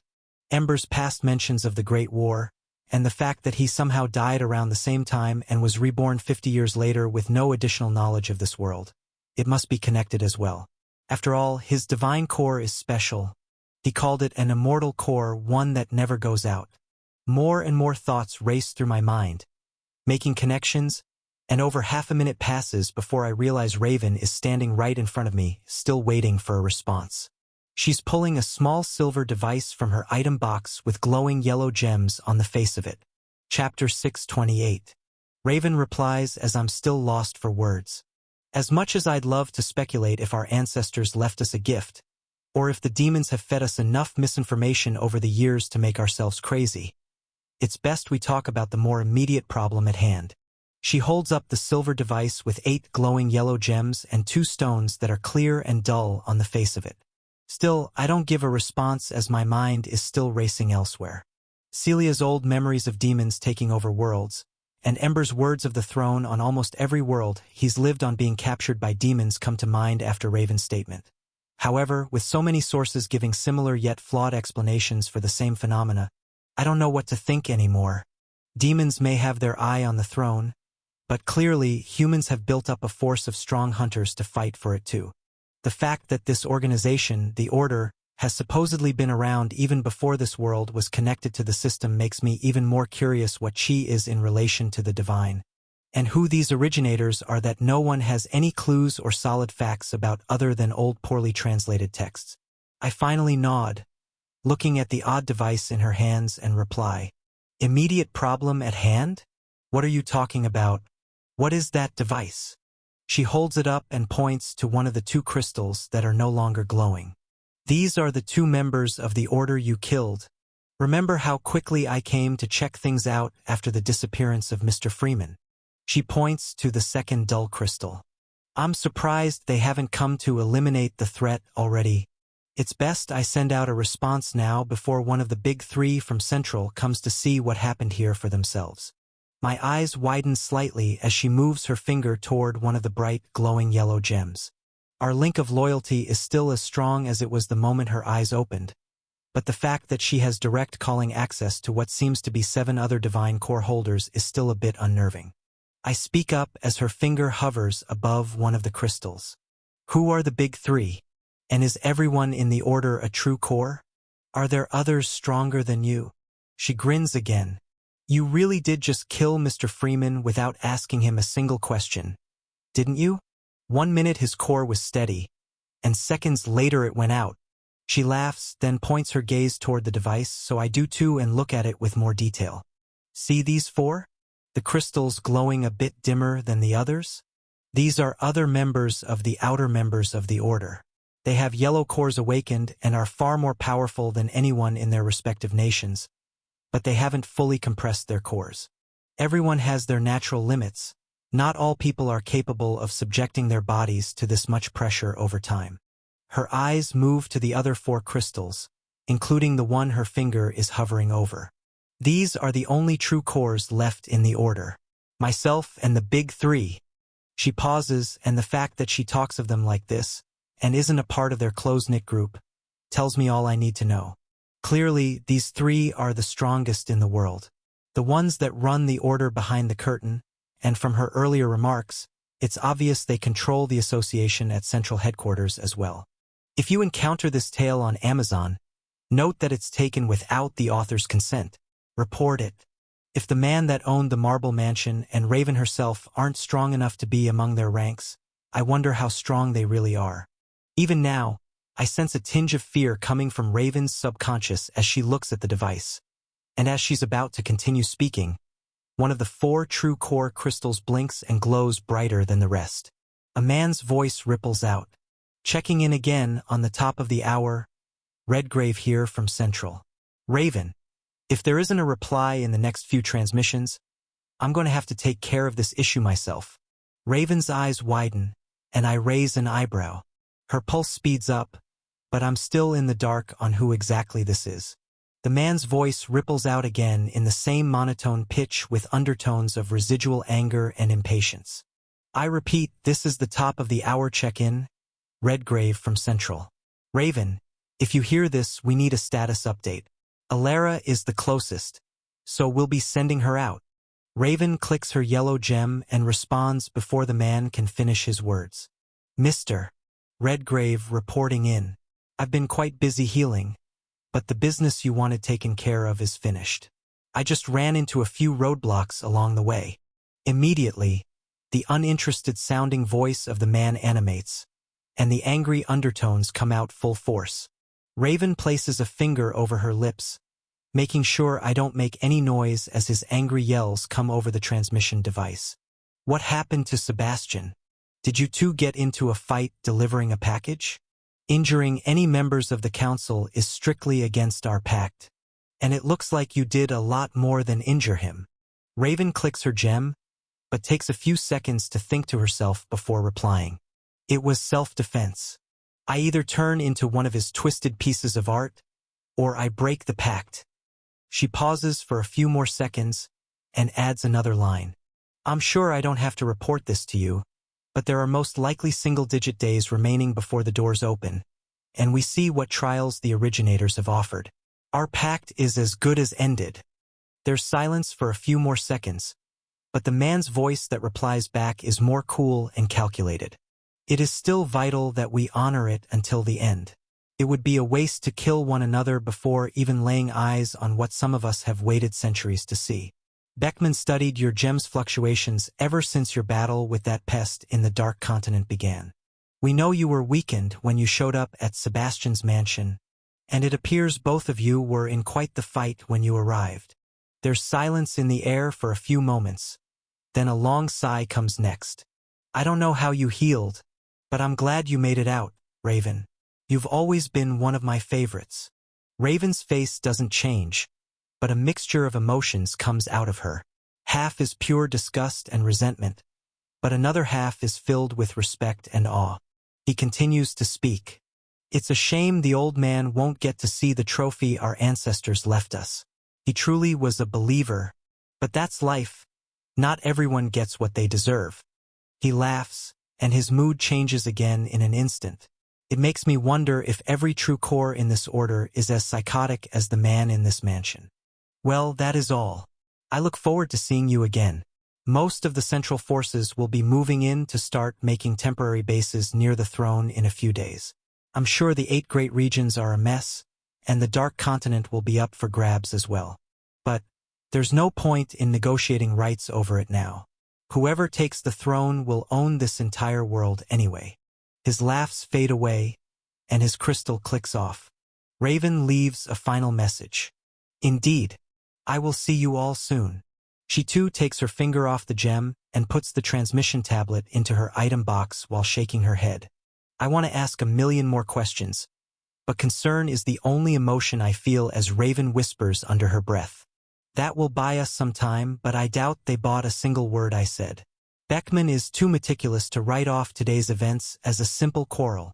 She thinks to herself for a few more seconds, and I finally interject. That was one of them, right? One of the big three. They're coming to the Dark Continent? And what do you mean they didn't buy it? He seemed to believe every word you just said. Raven shakes her head again and looks at me. Yes, he's one of the big three, a fire user just like you actually. But him taking anything I say at face value? No, he's just wasting time. All of this is a big joke to Redgrave. He knows we're not a threat. He couldn't care less if I went on a rampage right now and killed every one of the outer members of the council and lied straight to his face about it. He's just putting on a show for his equals, Elara and Beckman. If he really cared, he would have come and leveled these two nations the instant you killed Mr. Freeman. I look around the abandoned mansion, thinking about the fight I just had here, and the battle I had with Raven in the desert that morning. The fact that there are really three people more powerful than them, not even bothering to take care of a potential rogue force on the loose when so much is on the line, both frightens and excites me. Another line she said makes me quite curious too, the fact that if all of the outer members of the Order were killed right now, no one would bat an eye. I look back up at Raven and reply, well, I think we should lay out everything on the table now, where our loyalties truly stand, and how we can help each other in this impending war. You're a member of the Order, but an outcast that will be crushed once the big three really come out to play. I say we work together. I have an idea of how we could get much more powerful in the next few days. Chapter 629. Raven replies as we stand a few meters apart in the crumbling mansion below the night sky. Where does my loyalty stand? That's a good question. She takes a step forward, and it echoes through the silence. If you were to ask me that question a few days ago, my answer would have been with the Association without a doubt. I've been a contracted hunter since the day I awakened. Skills like mine aren't common. People in power always needed to hire someone to listen in on others while using stealth, and an ability to disappear in dungeons allowed me to level up far faster than my peers, even in dungeons far above my strength. She crosses her arms and looks at the sky. You heard Redgrave. I've always been one of their favorites. It's because I always did what I was told and was rewarded for doing so. I even got to use the Central Labyrinth a few times about a decade back. Other than the big three, I'm the only triple ranked up hunter in the world. She grins and looks back at me. Technically, we're called S-class hunters, but that rating in the association system was thrown away long ago to make the public believe level 1000 was the pinnacle of power. Her frown disappears, and her gaze tightens, looking deep into my eyes. I feel her aura get stronger as she speaks again. I thought I knew the pinnacle of power too. A true core even among all the members of the Order, this was the strongest anyone in the world had ever achieved. But after our battle, her eyes change. Instead of a pure, calculated, practical gaze, a tinge of crazy aspiration twinkles in them. I feel it ripple out through her aura too as she continues. I've never seen anyone fight the way you do, growing stronger with every swing of the blade you make. My memories of fighting like that back in the training facilities of the Central Academy are long gone. It's like you haven't lost your childlike view of the world. She pauses, and the sparkle in her eyes grows brighter. No, it isn't a fantasy to you. You truly believe your potential is limitless. No, it isn't that either. You don't even think about such labels that put you in a box. You see what's in front of you, and merely find a way to take it. The feeling of pure inspiration pours out of her true core's aura as a moment of understanding washes over the hunter who has been stuck in her ways for decades, playing it safe, and biding her time while the leaders of the Order keep power and safety just out of her grasp. While assurance through a pact that no one will attack each other for decades to come has given her some security over the years, there has always been the looming anxiety that once that time comes, She will never be strong enough to stack up against the true threats. I nod and interject. Sure, if that's how you want to see it. I want to grow with and protect those who help me, and I don't want anyone telling me what I can or cannot do. I don't care for personal profit other than gaining more strength. Power over people and the money it brings me is a side effect of my ventures, and a tool that must be used. Basically, I wanted to have the Dark Continent and 8 great regions all to myself so I could train in peace and give the citizens of my growing nation a safe life. But of course, there are always more greedy hands in every pot. I look up at the dark night sky, not looking for anything in particular, but the vastness of it helps me organize my thoughts and consolidate a point. I want to take down the Order, every last one of them. These big 3 used their power and resources to hold you on a leash, even if it felt like you were free. If you say they'll be coming to the Dark Continent to claim the throne, that means my people will soon be under threat of their rule. You could be reading stolen content. Head to the original site for the genuine story. I look back down from the sky and stare at Raven with the same intensity she's giving me. Then I put out my right hand. You're either with me or against me. I have a plan, but I want your confirmation of full trust first. What do you say? Raven's heartbeat becomes faster, and her aura of inspiration and excitement becomes even stronger as she lifts her right hand too. There's more to life than just waiting to die. You showed me that in our battle, creating a spark of inspiration in my heart, protecting that dull flame when you brought me back from the brink of death, and now you're giving me a chance to fan the fire. Deep down, I've always wanted to see the leaders of the Order burn, but there has never been an opportunity to try until now. Our hands clasp together, and our true core's auras intertwine as her thoughts and emotions become crystal clear. Good. This is my new plan. We'll start with the remaining outer 4. Over the next few hours, I outline my plan, and we continue to share information back and forth. I learn of the inner workings of the association and the Order in far more detail, but there isn't much that I couldn't have guessed.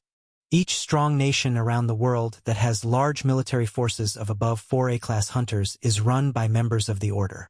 They report back to central headquarters every few years and pay resource taxes, as well as have their hunters' talent scouted to be taken into Central.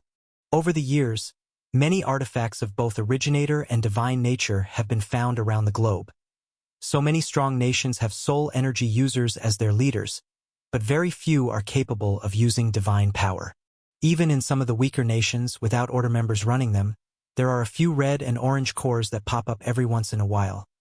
But they are usually eliminated by any nearby Order member before they can become a greater threat, as most of the divine energy has been regulated with a tight grip.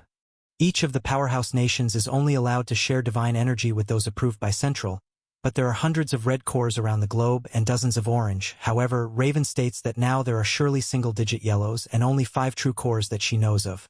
That includes both of us.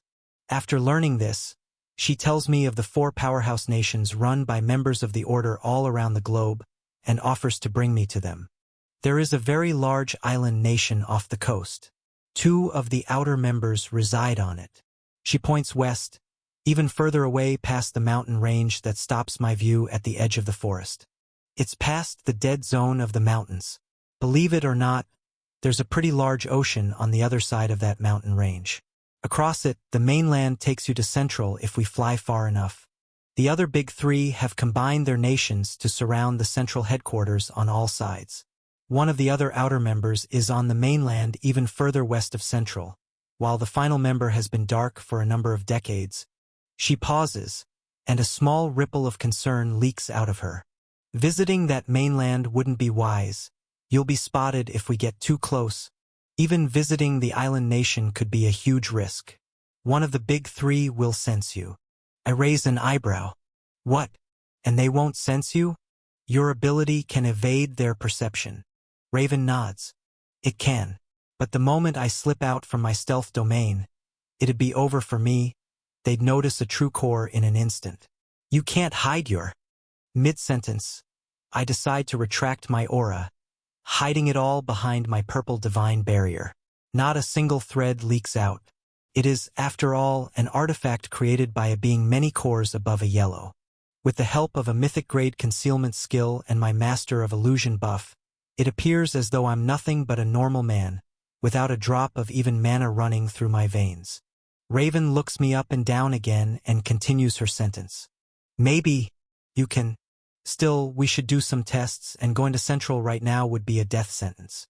She lets out a pulse of full-strength perception, but the look of confusion still stays on her face. I grin. We don't have to push it too far. There's no point in going directly to Central. All I want to do is visit the 4 outer members. The 2 on this island you speak of is a good start. I don't want to kill them today, nor take over their economy. Doing that now without having any knowledge of their local infrastructure would be a waste. Plus, as much as you believe the big 3 wouldn't bat an eye, I'm not taking any chances. We continue our talk beneath the stars. Then, once all the logistics are figured out, we both do long-range perception testing on both of our techniques. All throughout the forest region, both of us use our full perception to try and sense the other from close up and far away, and at varying flight speeds. There is a point when my greater form is activated, and I try to soar at a velocity fast enough that some of my mana control and divine threads leak out, but we nail down a top speed I can soar at beside her and stay concealed. The sound and changes in air pressure I create, even while using my own stealth skill, need to be taken into account. While it would be easy to make a lap around the globe in an hour or 2, that won't be possible if I want to stay inconspicuous. Eventually, we set off further to the west to begin scouting out new lands. Just yesterday, I believed the 8 great regions would be the long-haul project I'd be focused on for months to come. However, a day later, a new true core ally has joined my ranks, and my eyes are set on a much larger prize. Chapter 630. The 8 great regions and dark continent fade away from my perception, but the real-time memories of my doubles are still being relayed to me, and I can swap places with one anytime I'd like. The progress on harvesting the Apex region's mana has moved along quite nicely. By the time I have my meeting with the regional directors and powerful hunters in the morning, it should be complete and ready for use. Even though I know Raven is near me in the sky, it's still quite fascinating that I don't sense a thing. She vaguely described how her ability worked, revealing that when she activates her divine-grade stealth skill and tethers it with her true core's innate ability, she finds herself in a flow state between existing and not. Physical contact and extremely close proximity are the only things that negate her power. While she can stab an enemy through the heart while fully in stealth mode, it won't do any damage until she comes back to this physical plane. While this is more than enough to kill anyone at her strength level or lower without them even knowing they've been stabbed, the big 3 have a power gap so large, they can feel her presence when she's within a very close proximity of their auras. A few meters would set off the mental alarms. If I didn't have my purple barrier to trigger my perception when her silver blades were close to cutting me, I would never have been able to perceive her presence. However, now that she is connected to me through a link of loyalty, I am capable of zeroing in on her general location with the geopoints my Rising Emperor's domain interface grants. Along with that, even while she's in her stealth mode, the instant long-range telepathy perk I have through the interface grants me an open speaking channel even if my perception can't pick her up in the physical world around me. As the near-endless forest of thick trees below us starts to turn into a more mountainous and rocky landscape, I realize something isn't quite right and raise a question. These aren't real mountains. Did someone make them? My perception is dampened, as to not send out any abnormal waves of divine energy into the atmosphere, but even now as we fly over them, I can sense that something is off using just my mana senses. It feels like these massive pyramids of stone stretch for hundreds of kilometers in front of us and thousands of kilometers north and south to form a border between the sea and the land that leads to the 8 great regions and beyond to the east. I know earth summoning well, as it's a skill I use often, but this massive scale of use seems unbelievable. Many labyrinths worth of mana must have been used to create such a mountain range. At the outer edges of my radar to the north, I sense these same mountains made completely of ice, and it feels like they're mostly made of mana as well. To the south, the mountain range curves east and leads down to Raven's volcanic territory, but those mountains and landmarks are far smaller and more natural. This phenomenon has me stumped until Raven replies, "You're right. These mountains aren't real. However, they've been around for as long as I can remember.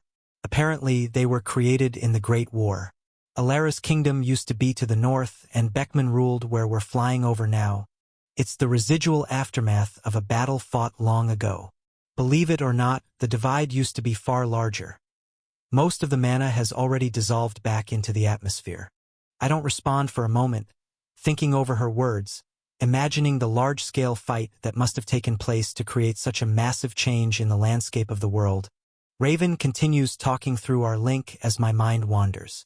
To the southeast, it's rumored Redgrave won a battle where my territory and the Dark Continent stand today. Old maps show that the sandy wasteland you've built your city in wasn't always that way. It used to be far more full of life, and the volcanoes in my region that never go out used to be nothing but mountains 50 years ago. My mind wanders more as pieces of the world puzzle click together. Back in school, they never taught us much of anything outside of the 8 great regions, and common folk never had the means to travel elsewhere. There was always talk of other nations in the world, and other stronger hunters rumored in the news, but I'm seeing it all for real now. Unauthorized duplication. This tale has been taken without consent. Report sightings. I respond to Raven. So you mentioned before that the throne appearing is what started this war. But what stopped it? She responds. I was too young back then to know what the truth really was. It must have been more than the throne. Powerful nations grew out of nothing after 30 years of profitable dungeon diving. The whole world was on edge, with superpowers rising and falling left and right. A war like that was bound to happen, and the high-ranking members of the Order must have had a falling out when the throne showed itself, and it was a catalyst for it all. Who knows, maybe there were more than just 3 world leaders back then. History is rewritten by the victors. My curiosity isn't yet satiated, as I still have a feeling demons and dragons played a massive role in this war, and still have a finger on the pulse of this world now. The fact that Celia's memories show world after world being destroyed and taken over by demons before her eyes is still burned into my consciousness. She was a purple-cord entity witnessing these catastrophes, which makes me believe that no matter how strong the powers of a world may be, demons must have dominating mana-rich planets down to a science. There is something I'm still not understanding in all of this. Despite this nagging feeling, Raven has given me some valuable information here about the Big Three. Makes sense. So Alara is an ice user, and Beckman uses earth magic. What about the island nation we're visiting now? Who are the Order members that stay there, and what are their abilities?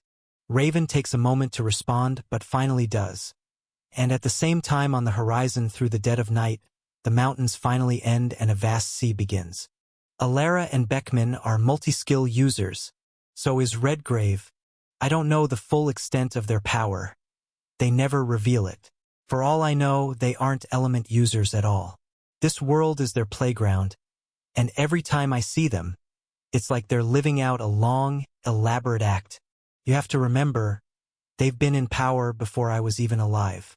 They are ruthless killers and meticulous planners. We think in days, weeks, months, maybe even years. They think in centuries, and have thought of every possibility many times over. Her response hits my consciousness, and the seriousness in her tone makes me fly in silence for a full minute before we reach the sea and continue to fly deep into the ocean under the night sky. She responds to the next half of my question after letting me conceptualize her words. As for the island nation, its 2 rulers are husband and wife.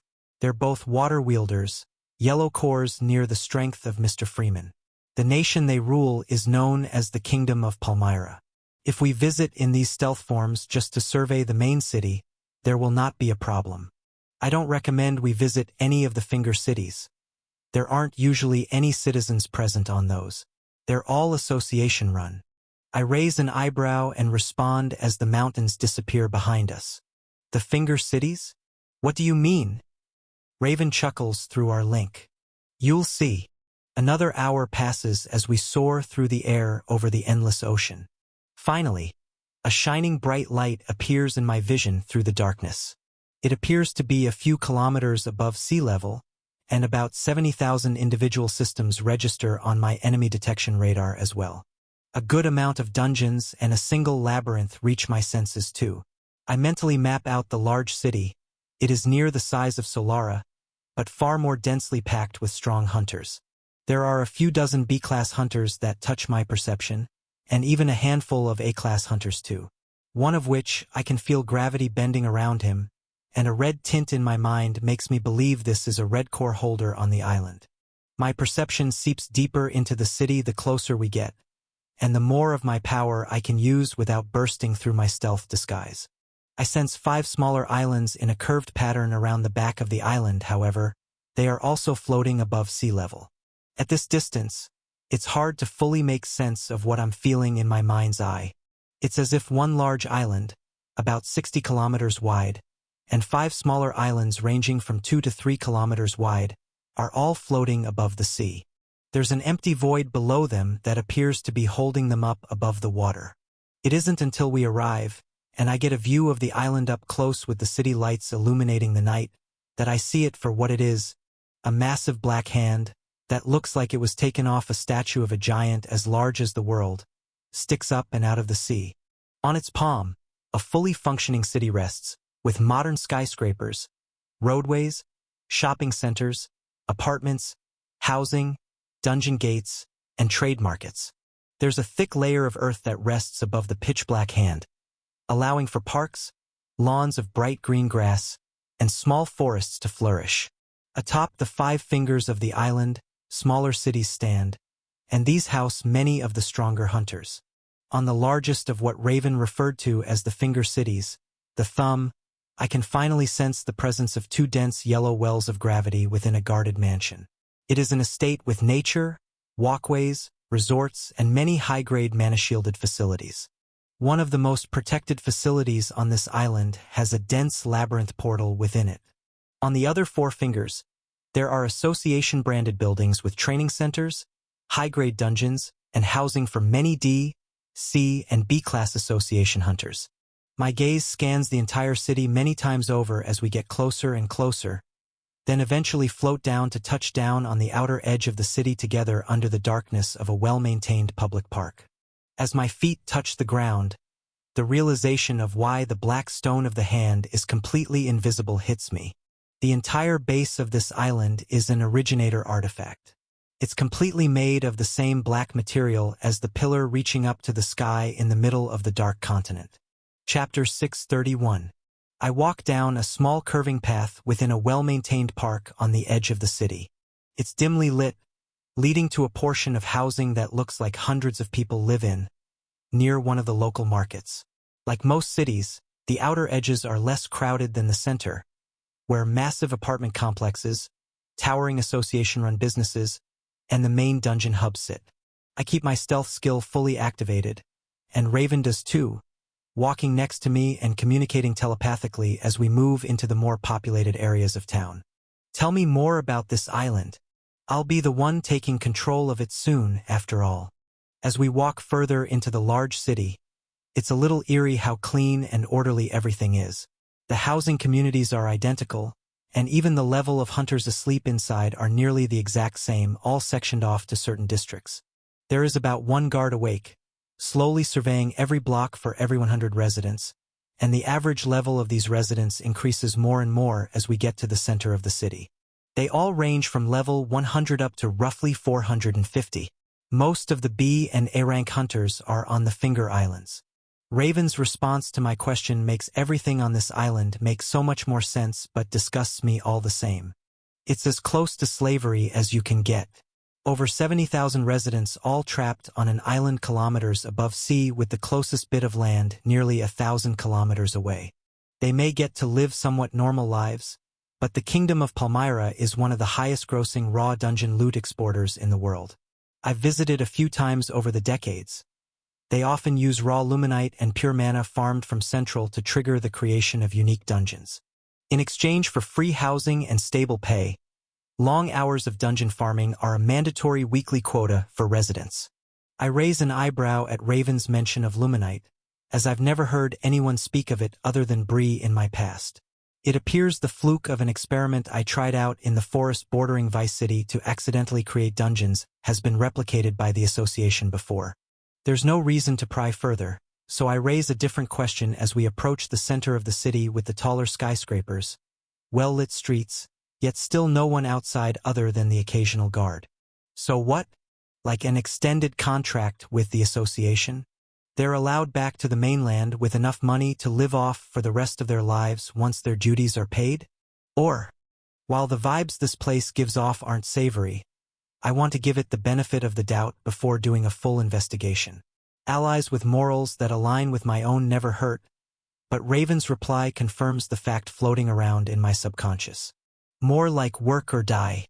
Sure, there's many contracts in place, but the terms are always extended for the most minor infractions. A single missed farming quota, failure to secure breaks in a timely manner. The king and queen rule this place to profit, nothing more. Residents are hunted down by the high-ranking guards if they ever try to escape before their terms are up. And those that by a miracle manage to fulfill their contracts often have accidents on the way back home. Raven pauses, and I shake my head while replying. I bet it's quite the lucrative system, but it could be done with a little bit more humanity in mind. I roll my eyes and turn my gaze to the thumb of the island far off in the distance that houses two dense yellow wells of energy and a single red one standing guard on the estate. The ruthless leaders are always the ones that manage to stay in power. At least I won't have to forcefully take over a kingdom run by saints. I smirk while looking back down the empty street we walk on toward a very concentrated area of dungeons. There's a guard out front, and a silver sign above the facility's entrance that reads Palmyra Dungeon Gate, Entrance E004. I sense quite a few of the entrance gates around the city. When letting my senses seep deep into the facilities with the densest mana shielding, I find the presence of many well-guarded dungeons in very symmetrical lines. This story is posted elsewhere by the author. Help them out by reading the authentic version. Some are on ground level, while others are stacked inside mana-shielded towers. This entire island is a dungeon farming facility run by tyrants. Raven and I both wait nearby the entrance of the gate for about half an hour until a guard from inside the facility comes out and swaps places with the guard outside the door, allowing us to slip inside unnoticed. During the time we waited, my senses seeped deep down and around the island, trying to figure out what this massive hand we stand on is. I'm positive it's an originator artifact, or at least somewhat connected to the throne. However, the deeper my senses reach down into the depths of the ocean below, the more of a dead end I face. With my visual senses, it's easy for me to see the entire black statue-like hand. And even with my mana senses, I can tell where the artifact is just by perceiving the dead space where a lack of mana lands. However, once I try to perceive down into the planet's crust below the ocean, everything melts together, and I can't tell what is lodged beneath the dirt and rocks below more than a few dozen kilometers. Especially while trying to conceal my power, it's impossible.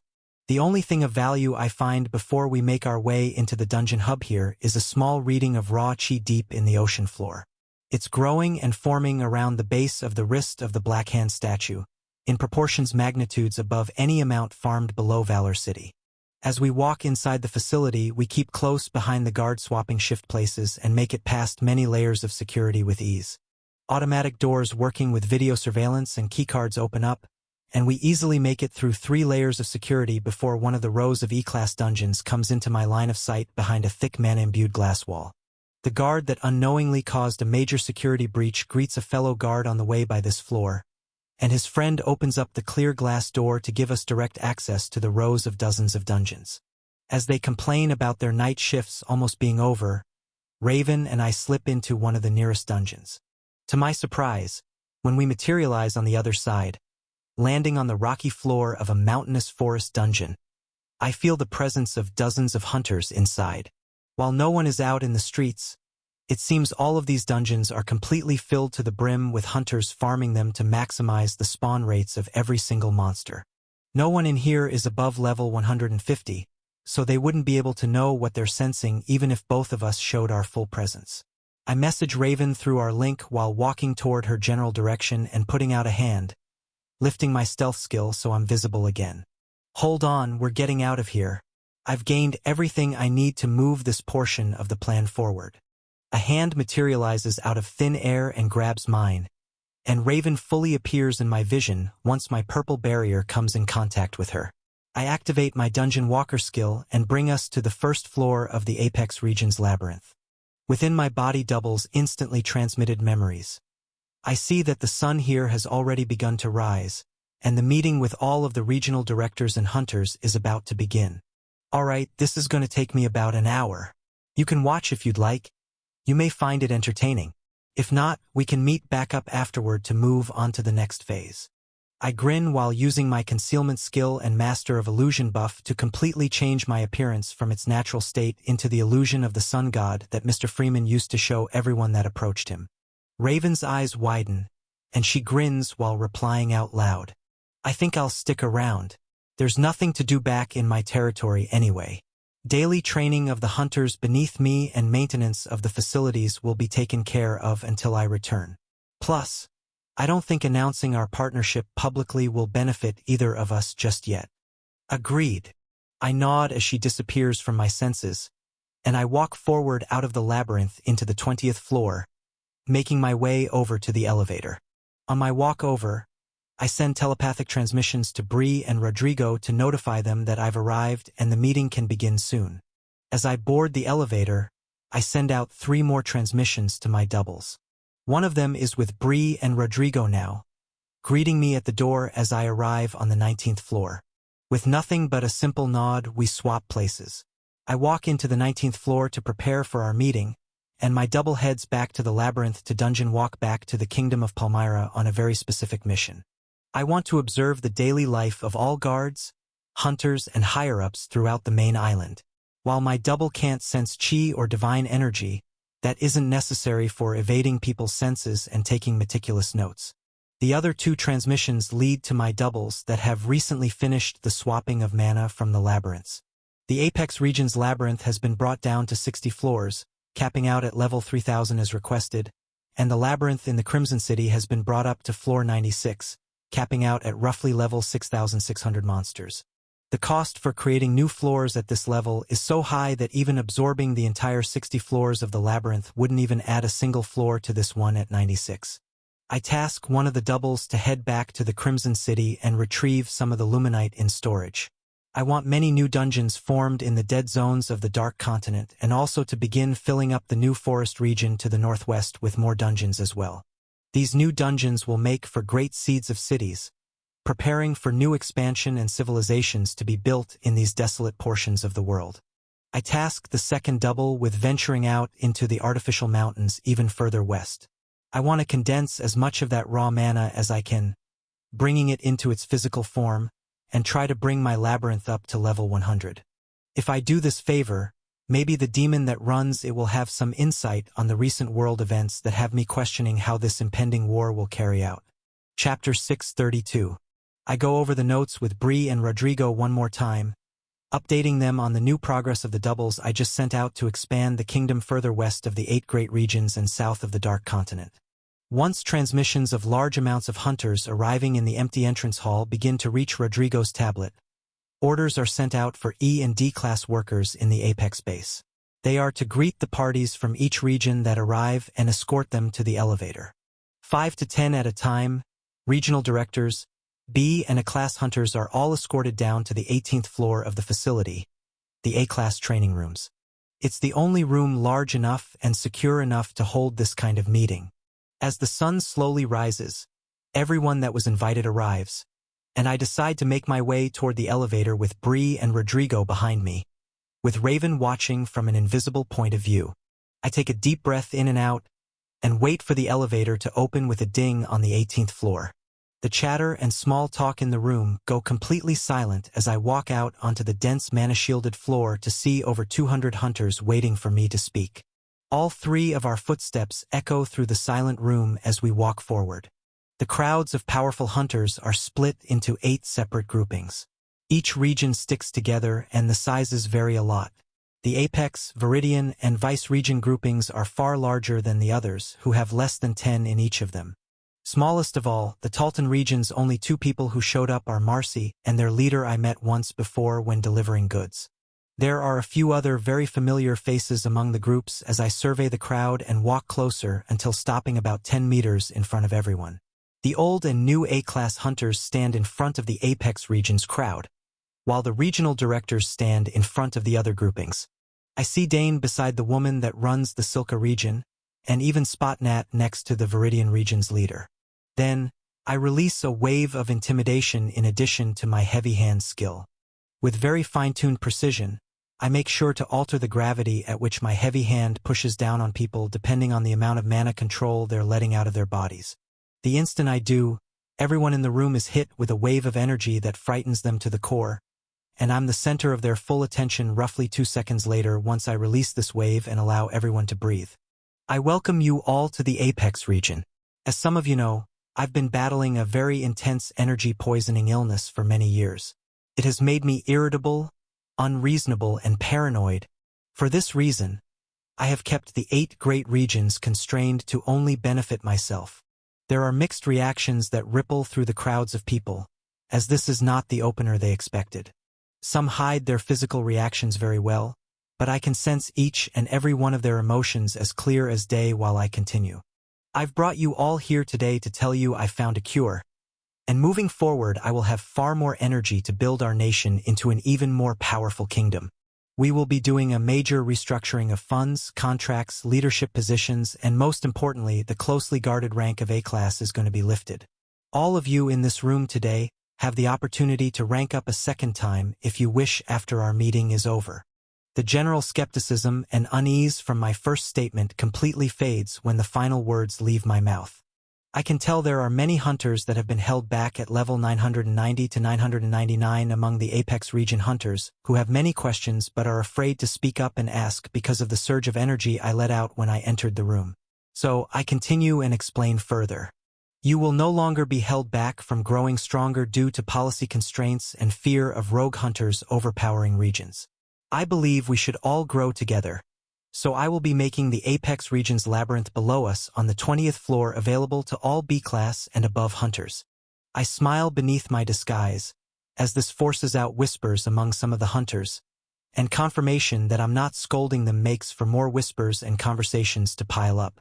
I allow it to go on for about 20 seconds before I speak again, and they all hush instantly. I'm sure you all recognize Rodrigo, an A-class hunter that has been very helpful in all of your regional hunter exams. He takes a step forward, and almost everyone in the crowd nods as he looks up from his silver tablet and smiles. Then, Bree walks forward too on my other side, and I continue before any additional questions can be shared. This is Ms. Brianna. All questions about signing up for time slots in the labyrinth can be issued through them once our meeting is done. These two are the new voices of reason among the 8 great regions, the overseers. I pause for a moment so everyone can get a good look at them, then add on to my point. In addition to breaking the level 1000 restriction, we're going to change the funding structure among the 8 great regions. There is no longer a set amount granted depending on your region's hunter power and results in the B-class exams. We'll be allocating resources far more aggressively to build up the infrastructure in every region equally. This entire nation needs to become a well-oiled machine. We are a collective of businesses, and I want us all to grow. I pause again but wait even longer because I want conversation to spark among the people on this point. There is growing hope and curiosity flowing out of all the smaller regions' directors, and many of the B-class hunters that surround them as guards and surely work within the financial departments of these regions. I've seen the annual reports briefly when looking over Bree's calculations, and the Apex region pretty much neglects every region's requests for any funding that isn't the Viridian or Vice. While it is logical in the short-term growth of the Vice region's profit and growth of business relationships between the regions that are doing well, it doesn't spark any new economy or drive for innovation in the less powerful regions. The Silka, Raya, Phantom, Talton, and Bedrock regions hardly get any support, and in return, they don't grow much and stay stagnant. Most of the industry in these regions rely on locals to support each other, or the non-magic world backbone of industry like agriculture, farming, and mining raw materials to keep them afloat. Love this story? Find the genuine version on the author's preferred platform and support their work. It is a cycle that will continue repeating itself unless something is changed. I can easily bring in trillions of MP to make larger dungeon hubs in all of their cities, and with access to the Apex region's treasury and Dark Continent resources, I don't mind reinvesting a large amount of my profits for the benefit of millions of citizens' trust and approval later down the line for making their lives better. This is a fact that is understood among the powerful, and I can see the glint in the eyes of hunters that grinded from nothing to something in backwater regions looking at me with hope. However, the angry glares of the Vice and Viridian directors tell a different story.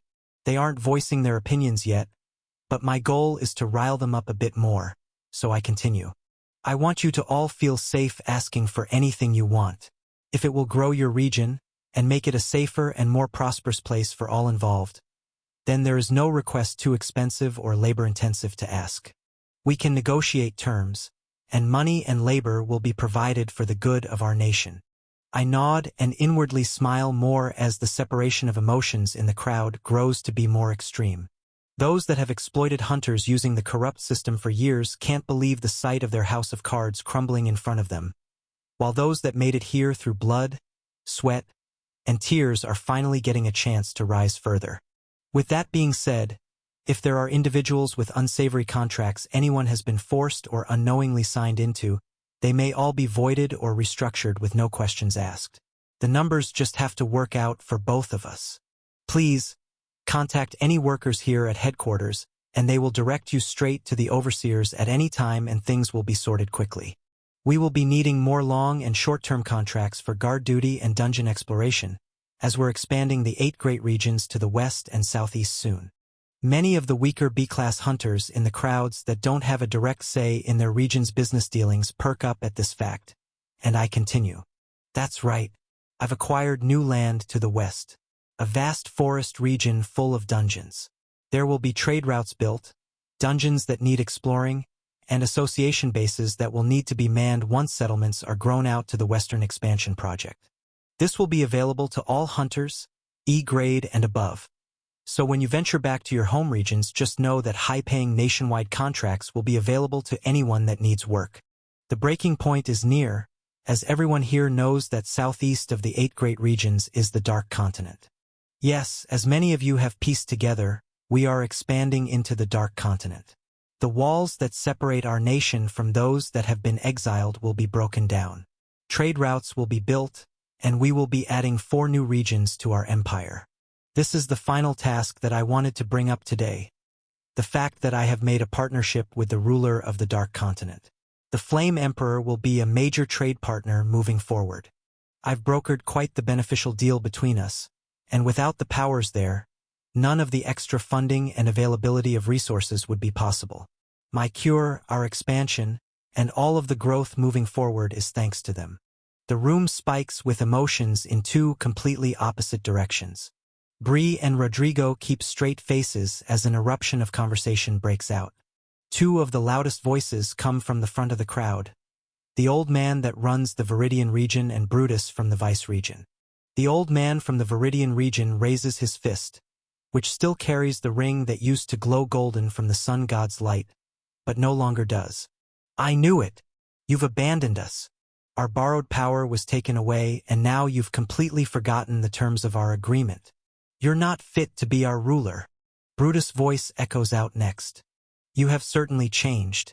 This is not the ideal nation we have been running together for years. Bleeding expenses to help failing regions is not a profitable move. Their words are drowned out by the positive conversations of the hunters from other regions. Full of hope. We can finally renegotiate our contracts. This is a miracle. 11 years I've been stuck at level 999. Can you believe it? Mr. Freeman is finally letting us grow. We can finally apply for funding to rebuild Silka's Lakeside Dungeon Hub. After the surges this past year, it's in pretty rough shape. I don't know what happened between him and the Flame Emperor after the exams, but I don't care. This is great. Finally, this nation is going to see some growth in places that aren't just the director's pockets. The Flame Emperor is helping us? Maybe the Dark Continent isn't as bad as the news makes it out to be. More and more chains of conversation enter my consciousness, and the general sentiment is positive. The only ones still on edge about the proposed plans are the A-class hunters from the Apex region. To them, they've already paid their dues and climbed the ranks. Now I'm just giving out what they worked so hard to do for free. This is in line with how I believe the reaction would play out, but they're smart enough not to cause a scene. Rodrigo has already found a solution for this, as I plan to make them an elite royal guard with higher prestige than the newer recruits to keep their egos soaring high. However, the two angry old men that run the Viridian and Vice regions yelling negatively through the crowd I have far different plans for. That's enough. I speak while letting out a wave of targeted intimidation just strong enough to make everyone shiver. I turn my golden glowing gaze toward the Viridian region's director, then use telekinesis to lift him off the ground and forward to stand in front of me. His face drains to white as I speak up. You're right. I have abandoned you. I turn to everyone else and speak again. I would like to publicly apologize for all the wrongs the Apex region has done over the years. Moving forward, I hope that we can see ourselves as one nation, not one that is divided through hatred, power, and profits. I turn back to the old man and nod. It's odd how only two regions have anything bad to say about my new expansion plan. The two regions that exploited and profited off the others for personal gain alone for decades. My gaze moves away from his and over to the Vice region's director, Brutus. I give him an extra strong wave of intimidation that brings him to his knees, then look back at the Viridian region's director. How about this? A new Viridian regional director election sounds like a great idea. I say you have an anonymous association-wide vote when you return back to the Viridian region today. I'm sure there are many candidates that would love to fill that position. I turn to the crowd of hunters behind him and point. Natalie Sterling, a very strong and honorable fighter and healer from the B-class exams this year. I want you to run the election and make sure everything is fair and just. I can have associates sent over to help if you wish. There's silence in the room as the director's face pales even more. Then Nat musters out a strong-willed reply with a grin on her face. Yes, sir. Good. I reply while using telekinesis to push the old director back to where he started. But now when I set him down, he slumps on his knees in a defeated state. My gaze turns back to Brutus, and after that treatment, he doesn't say a word, but resentment and anger swirl around in his aura. I lift a finger and motion for him to walk my way. Follow me. He gulps, then doesn't move for a few seconds, but eventually starts to come toward me. At the same moment, I turn around and begin walking toward the exit elevator. I use my Rising Emperor's domain interface to grant Rodrigo and Bree 5% of my mana control and base stats each, just to make sure they're the strongest ones in the room, then speak up. That is all from me. We will have one of these meetings every 2 weeks from now on. Any further questions, scheduling, or contract negotiations? Talk with the new 8 Great Regions overseers. I have a contract of my own to negotiate. I slowly walk back to the elevator as the scared Vice Region's director follows. In the back of my mind, I can still sense Raven's geotag following me as well. In silence, the elevator door dings open and the three of us walk inside. About half a dozen E-grade workers step out to help with the paperwork incoming that Rodrigo requested during my speech.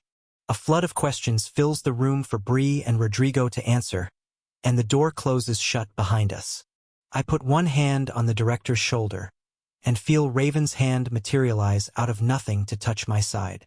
Then, I pull a teleport crystal out from my storage and crush it to bring us to the Crimson City. This meeting with the Vice Region's director will be much more productive with a few more familiar faces in the room. Chapter 633.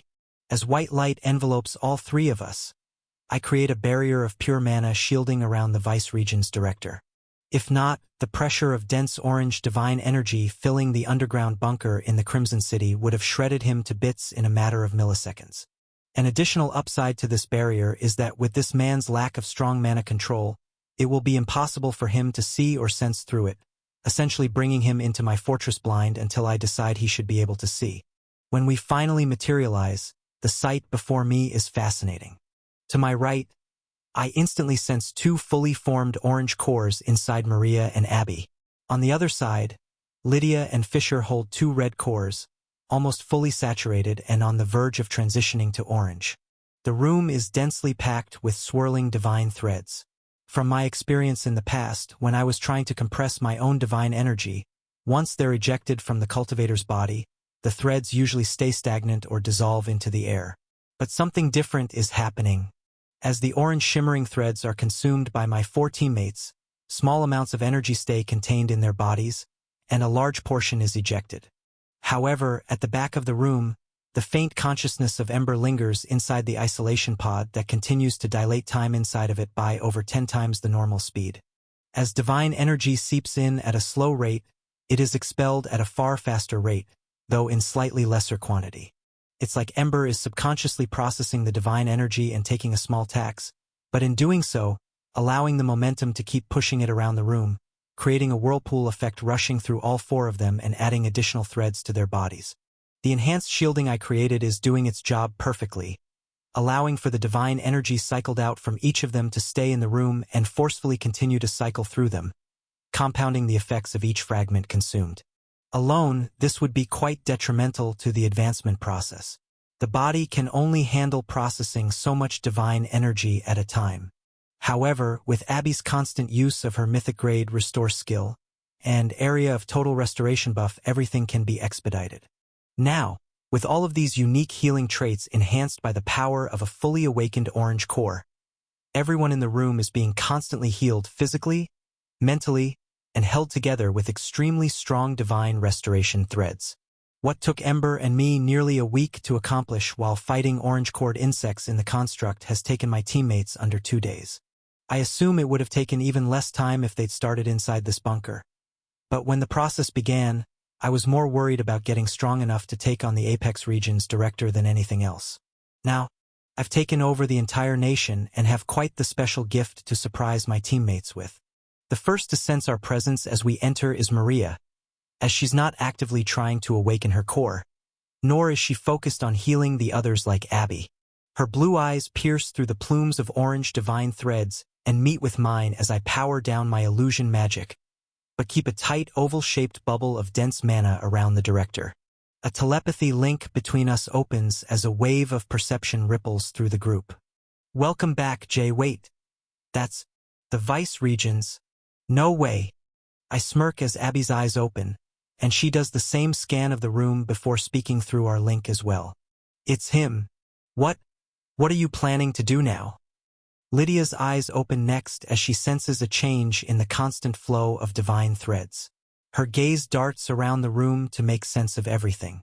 She doesn't say a word and makes her own assumptions, but Fisher yells out loud, breaking the silence once he realizes who I've brought back. It's that damn regional director, that Scree.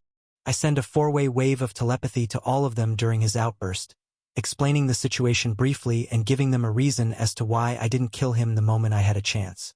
Even Fisher stops his heated statement and can't hold back a grin, nodding as he agrees with my plan. The author's tale has been misappropriated. Report any instances of this story on Amazon. I mean, Mr. Freeman, long time no see. How can we assist you today?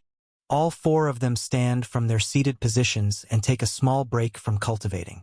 Abby and Maria deserve a break from cultivating for almost 2 days straight, and from the looks of it, Fisher and Lydia could use a moment to rest, as their cores are about 2/3 of the way completed. At this rate, it will still take almost half a day to finish up. It is still incredibly fast, but their natural innate talent is making itself known again, just like how it took a little longer for both of them to awaken their soul energy. A muffled voice from Brutus comes out from beneath the dense mana shielding. Who's there? Where have you brought me, Director?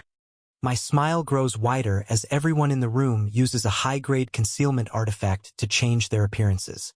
I shift mine slightly too, making myself look like a less animated version of Mr. Freeman without the glowing golden eyes to keep the facade alive for Brutus, and we all walk toward the spiral staircase exit. My 4 teammates walk in front of me, and I release a small amount of my True Core's aura, contained by my superior grade mana manipulation, to push and contain the direction of all the excess divine threads around us back down into the room. Every thread that comes in contact with me is instantly absorbed into my core, though it is such a minimal amount, at a divine frequency 1 tier below my core, that I don't even feel the energy change. This is more to protect the citizens that live above us, not to let a catastrophic wave of divine threads flood out of the bunker as the exit hatch is opened. Raven's geopoint slips out into the Guildhall in the back of my consciousness as she curiously comes along for the ride. As we walk out and it's closed again, I'm not worried about keeping Ember guarded while he rests now. No one is making it through that dense cloud of divine threads below us, and there is a faint flicker of his active mind coming out from the isolation pod. My intuition tells me if he really needed to wake up right now, he could. The sun is a bit higher over the horizon here, but it is still early in the morning as the five of us walk through the Guildhall and I carry the Vice-Regent's director using telekinesis. He speaks again as the sounds of the crowded Guildhall hit his senses. Where are we? I didn't mean to offend you. What I said before was not my true feelings. You know, we've been great partners for a long time. While whatever you say, I'll be behind it 100%, you know this. I don't reply but slowly let his mana barrier dissolve, allowing his feet to touch the ground as we walk out one of the doors of the Guildhall onto the main road. Once he can finally see, he doesn't say a word as he takes in the environment of a prospering city, now with over 2,200 citizens and thousands more outside of the Crimson Dome. People line the streets, buying and selling gear that isn't traded in the Guildhall. Restaurants and cafes are finishing up the morning crowd and transitioning to lunch, while residents make their way to and from the Canyon of Dungeons on the far edge of town. Brutus turns his head all around, trying to figure out what's happening, even looking at the four unknown strangers surrounding him, and his boss. He speaks again. What, where? I speak in the same tone as Mr. Freeman. This is the Crimson City, the home of the Flame Emperor. Since, as you said, you are my most long-lasting, trustworthy business partner over the years, I thought it would only be right to give you the first tour of our new partnered nation. I feel a rush of relief emanate from the old man as he responds, and watch his posture straightening up. Oh yes, of course, so that's it. A smile resurfaces on the old director's face as we continue through the crowded city streets. Despite the chi barriers in place around my teammates, and their best attempts at fully concealing their mana control and loose divine threads, some of their immense aura leaks out. I'm able to overlap this aura with my own, absorbing enough of it to prevent it from being fatal to others in the streets. Still, there is a constant aura of intensity and power rippling out from us. Many here in the city know that the Inner Circle and the Flame Emperor never reveal their true identities, so those walking the same street as us make way, separating from the crowd as they correctly assume who is coming through. Brutus notices this reaction as we make our way to an outer edge of the city. Who are our escorts today? And if I'm here, does this mean we're going to be meeting with the Flame Emperor? I nod as we come to the edge of the Crimson Dome, creating a small opening in the pure soul energy for Brutus to walk through. Yes, indeed, today you will be meeting the Flame Emperor. Right now, you have the pleasure of meeting the inner circle of trusted allies, the four strongest fighters on the Dark Continent. They are the force that easily defended and mortally injured our A-class hunters when we wrongfully attacked them after the exams. Brutus' face turns white again as he realizes the strength of the guards around him, but he doesn't show fear in his voice. So you've come to an agreement after that scuffle. Very good. He nods as we all make it outside the dome, and I close the city's defense. Yes, and we'll be having another meeting right away. I don't want any prying ears to be listening in, so it's best we make our way to a more private place. We all float into the air, and I bring the director with us, leaving the bustling city behind and now getting an aerial view of the dozens of trade routes that branch away from the Crimson City in all directions to the neighboring towns and sectors. Brutus speaks up again as it fades from view, and we start to float far into the desert. Quite the interesting infrastructure here. I recognize a lot of these supplies from the Vice region, and Solara, and even Valor City. Do you have any idea where this Flame Emperor came from? I've sent plenty of teams out to the Dark Continent over the years to secure personal assets, but never heard of such a force out here until he started making himself known these past few months. I smile as we get further and further from the city, then send a wave of telepathy through all of my teammates in the sky. We all simultaneously deactivate our concealment skills and artifacts as I reply. Yes, I do know quite a bit about his origins. It's a funny story, actually. I'm sure all of us would be happy to fill you in on what you're missing. Chapter 634. The five of us shift our appearances as we float in a circle around the Vice-Regent's director. It's a clear morning on the dark continent, with barely a cloud in the sky. With my advanced perception, I have a crystal-clear view of the entire Crimson City to my left and the slowly retracting abyss leading to an enormous black tower to my right. The director is held up by my telekinesis, but his face contorts in confusion as we've all come to a stop. The complete change in appearance from the man he knew as Mr. Freeman, and the distortion of the four guards sent here to greet him, only adds to his questions about the situation. What's all this about? Did I say something wrong? Is the Flame Emperor's origin a taboo subject? Am I not supposed to know? I shrug, looking the man in the eyes, then slowly spin him around in a circle so that he can get a good look at each of us while I continue to speak. No, of course you haven't said anything wrong. Out of any of the regional directors, I think you actually know more than even Mr. Freeman himself. I can feel his heart rate speeding up as he takes in the new appearances of everyone. Feeling the increase in pressure, realizing something is wrong here but not understanding what it is just yet. All he manages to reply once a full rotation brings him back to me is one line. "You're not Mr. Freeman." His face has returned to its pale state, as he's now positive something is terribly wrong, but I reply in a slow and calming tone, completely ignoring his last question. The Flame Emperor's origins? That is quite a long story. One that starts far back in the Vice-Region, actually, if you look back far enough. I sigh, then grin and continue. However, I think it's best we start at a point that we can connect on. Earlier this year, there were some terrible surges that came out from the abyss and struck the Dark Continent pretty hard, especially in Sector 4. In fact, there was a labyrinth on the verge of collapse in Solara. Are you aware of this event? Brutus' mind wanders back in time, but as his face grows more pale and his heartbeat pounds out from his chest, all he can muster are a few more words.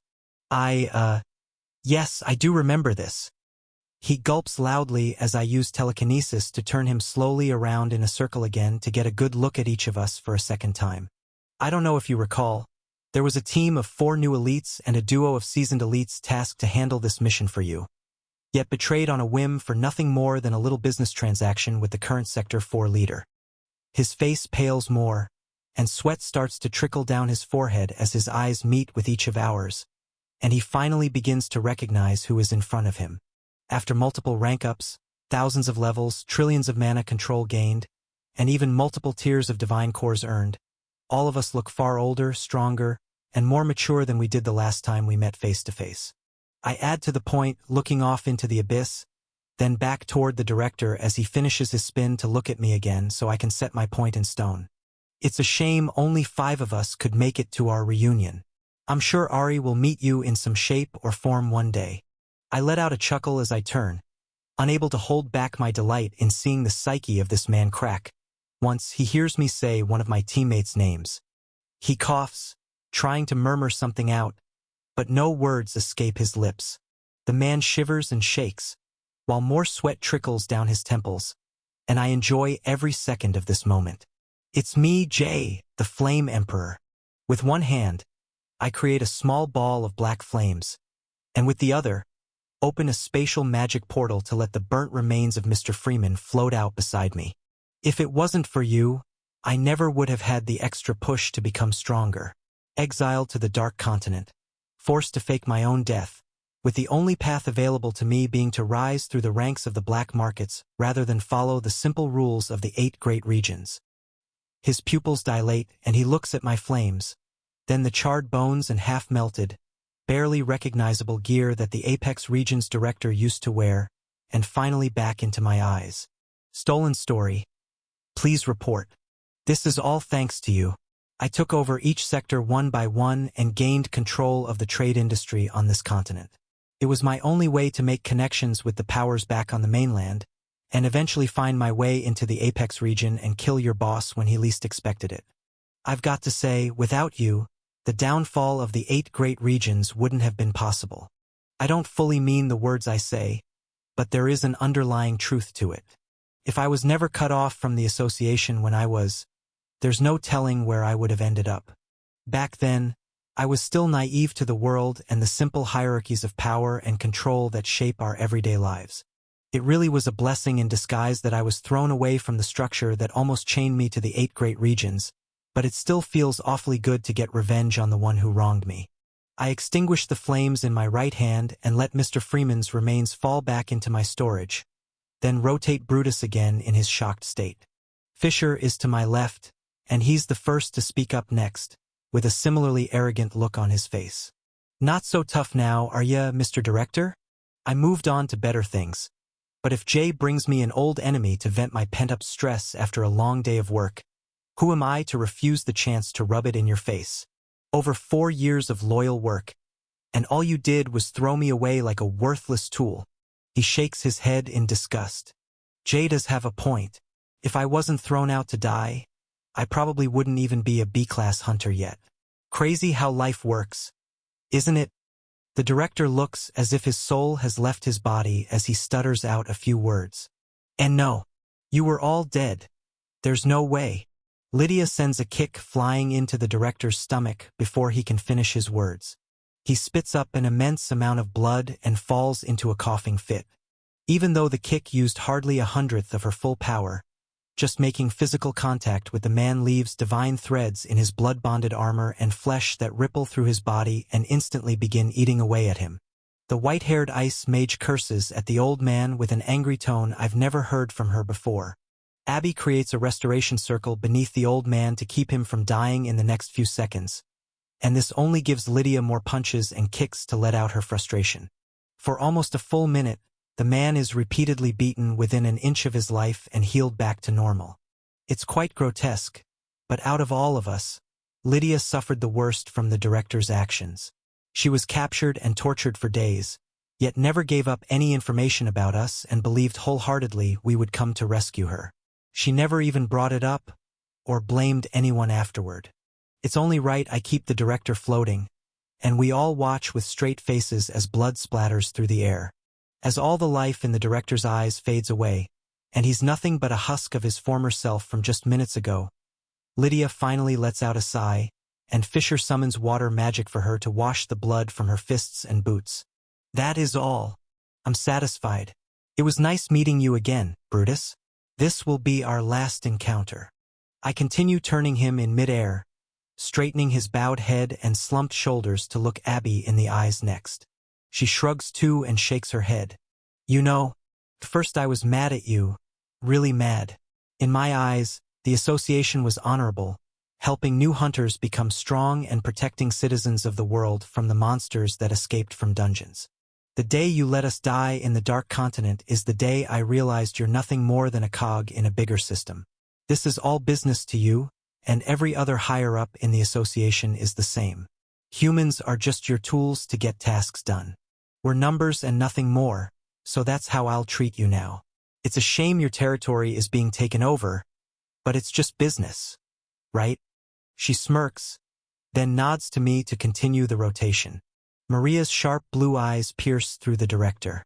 Deep down within her gaze, the carefree, bubbly, oblivious Maria is still present, but it's clear that countless battles and the betrayal that put her own life and those she cared about on the line has played a major role in shaping her new reality. It was one of the catalysts that allowed her to begin reaching into this endless pit of power she's been granted, and become ruthless. I wanted to show up to the Vice Regent's headquarters and freeze that entire building to ice. Many times I considered it, but Jay always has a plan, so I waited it out. I knew this time would come. A man who sacrifices his subordinates with no rhyme or reason, not even warning us that our mission was dangerous, selling us out for a partnership with Sector, just to make a little extra profit. She shakes her head, and her eyes glow blue while orange divine threads circulate around her body, ready for use. She looks toward me and I nod. I have no further questions for this man. All I wanted to do was show him how far we've come, and how big of a mistake he really made. I think Abby said it best. This is merely business. You decided to kill and replace us on a whim, so I guess we're just doing the same. I smile, and we all activate our elemental magic to summon identical manifestations of handheld spears imbued with our soul energy. Mine is dark red, Fisher's is cyan, Lydia's is white, Abby's is green, and Maria's is royal blue. Simultaneously, we throw our spears forward, aimed at the man's heart. Some fly toward his chest, while others fly toward his back, but they're all aimed to kill. The sky is lit up with colors as the 5 spears move toward their target. Simultaneously, Abby activates her area of restoration and restore skill, and imbues her divine threads deep inside the skill and buff. Maria also activates her Ice Age buff and uses her royal blue soul energy to create a wave of ice, all imbued with divine threads as well. The 2 waves of magic freeze the entire moment in time. The director is hit in the heart by 5 spears, yelling out in pain as he realizes the world-ending error he's made. Yet, he's frozen solid milliseconds before he's killed. The man's mind and body are being constantly restored, while in constant pain on the edge of darkness, not allowing him to feel the bliss of death. His yells cease as he's trapped inside the eternal prison of ice glowing with orange, blue, and green light. All of us stare ahead at the scene and have a moment of silence, appreciating how far we've come. Chapter 635. The sun continues to rise, and I proudly let my aura gently seep through my growing lands. Business as usual goes on all throughout the Dark Continent, and a surprising weight of relief is lifted off my shoulders. The Crimson City is growing faster than ever before, forming many new links of loyalty every few minutes during this morning rush hour, and the new connection to the 8 great regions will only make this growth skyrocket further. The abyss is retracting at a slow and steady rate, while simultaneously, my doubles are creating new dungeons to make new areas of Deadland viable for new settlements to be built, making expansion more natural and appetizing for citizens. My last remaining double is scouting out the island of Palmyra, watching a new shift of hunters coming out of their identical housing in a structured military fashion, while the hunters on duty hand in their night's worth of loot. The patterns and procedures are all being noted down, and after another cycle, my double will begin to look at the Finger Islands. I share this moment of accomplishment with my teammates only for a matter of minutes before I break the silence. Well, good riddance. I'll need to extract some information from him in the future, but this is a fitting fate for him now. My attention turns to the direction of the prison far out in the desert that was created to store and interrogate members of the association after the attack on the Crimson Dome, so I speak up again. I know just where to keep him until then. I pull the block of ice imbued with soul energy and divine threads closer to me, then reach into my storage to pull out an item box and toss it to Maria on my right. That's for your next core progression. The yellow core. There should be enough inside there for all of you to make it to the next stage. Compressing them into true cores will be a far different issue.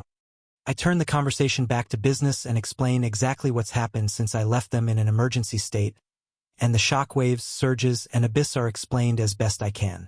I let them in on the details of Mr. Freeman being a member of a society that rules this world, and that others like him, even stronger, are coming to battle for whatever is making itself known inside the abyss. Many questions are asked back, but I still don't have much information at all to share. I'm in the dark almost as much as all of them. I fill them in on the expansion plans I've worked out with Rodrigo and Bree, then bring up the fact that I've made an alliance with the nation to our south.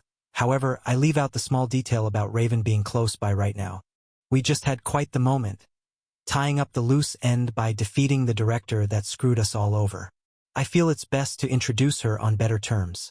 Once the tinge of betrayal isn't fresh in our minds, and once everyone here is a bit stronger as well. While my teammates are, in fact, the strongest hunters in all of the Dark Continent and 8 great regions, mere red and orange cores aren't going to be able to stack up against the overwhelming might of a true core. It's hard to even conceptualize to them right now that if I let down my protective barriers, they wouldn't be able to survive my aura alone. I think to myself about possible tactics to expedite the process of awakening a true core, like the time I used green divine fruits to speed up the process by thousands of times. It usually takes decades, or even over a century to grow to the state I managed in a few weeks. Replicating the process with different tools won't be easy. While the circulation of divine threads inside the bunker does expedite the process by 3-4x, it is nowhere near enough efficiency to bring them near my level of power within the mere days we have left until the other members of the Order said they would arrive on the Dark Continent. If you spot this tale on Amazon, know that it has been stolen. Report the violation. My head spins thinking of ideas, while Abby and Maria come up with a creative way to continue training while they wait for Lydia and Fisher to awaken their orange cores.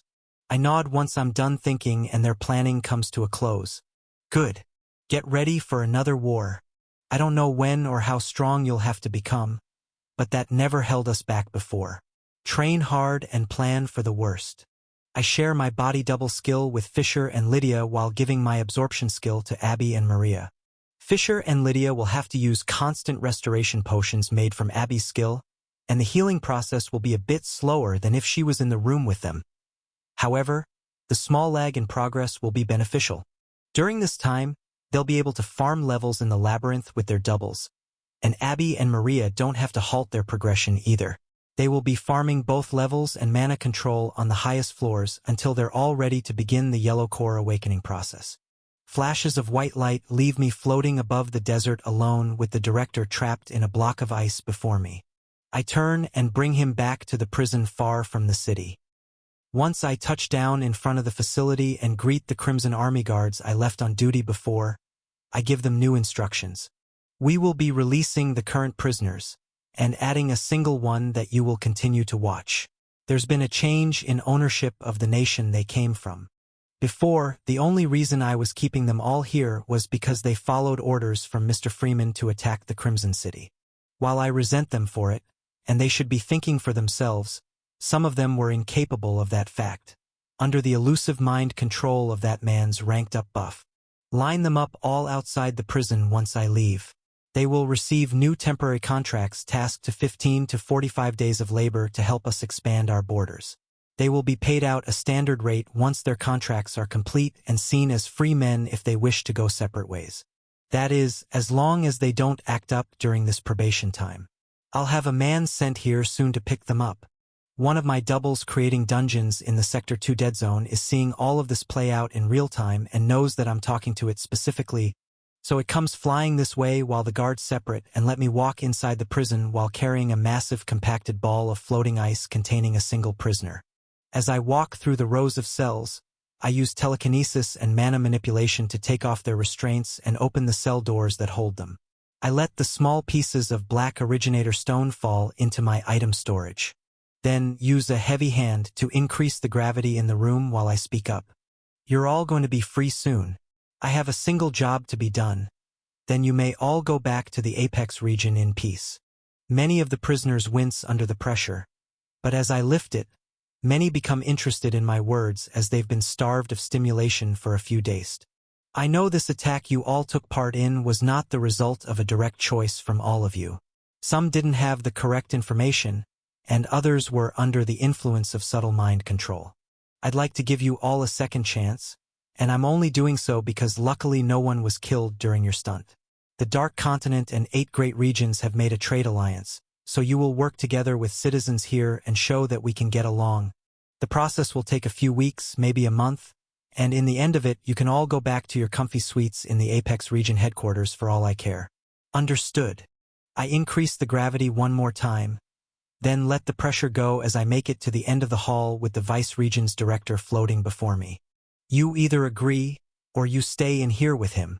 At this, everyone in the prison leaves their cells and walks out to be pushed into a long line at the entrance of the prison, waiting for my double to arrive and get them started on the Half-Dark Continent, Half-8 Great Regions team of workers that will take down the wall that separates our nations.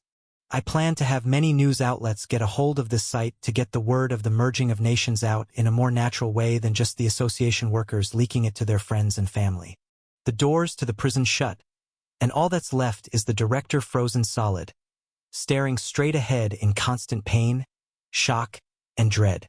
I let out a sigh while using my soul energy, mana manipulation, and small amounts of divine threads to seep into the floors and walls of this prison to reinforce its strength.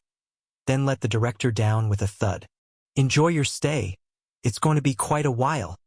I stare forward at him for a few more seconds, then turn around and crush all of the lights on the way out with telekinesis to make the prison go dark, and the only glow comes from the back wall where the frozen man rests in eternal solitude. While I open the door to leave, 3 new wells of gravity tickle my senses far away. One seems strong enough to be a yellow core, while the others are a similar strength to Abby and Maria. It's coming from Valor City, but this is close enough for me to use my enemy detection. Once I take a step out the prison's front door and send a pulse to get a scan. For some reason, these three beings don't have any normal stats or levels and don't appear on my system interface at all. The only energy sources within them I sense are divine energy and chi. Chapter 636. The signal I'm receiving from the direction of Valor City is weak, but I'm positive there are three divine cord beings there, just concealed by something. Something is blocking me from seeing exactly where they are, and most importantly, blocking me from seeing them as being connected to the system itself. My curiosity is piqued, and I walk straight out the door and hover upward as it closes, leaving the man and woman from the Crimson Army to keep the former prisoners in line while my double makes its way over to handle these hunters. I get a local telepathy transmission from Raven as we float higher into the sky. You have more divine cord friends than I thought.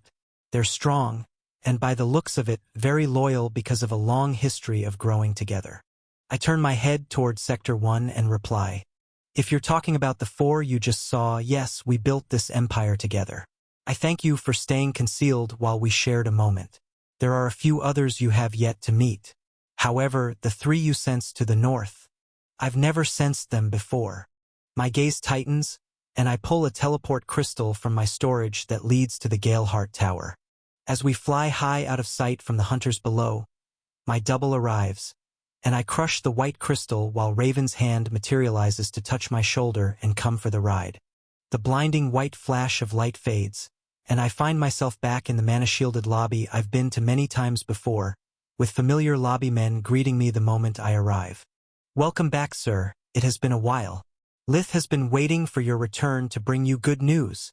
I raise an eyebrow at the greeting as Raven disappears faster than the B-class rated guards are capable of seeing, then reply, "Is that so?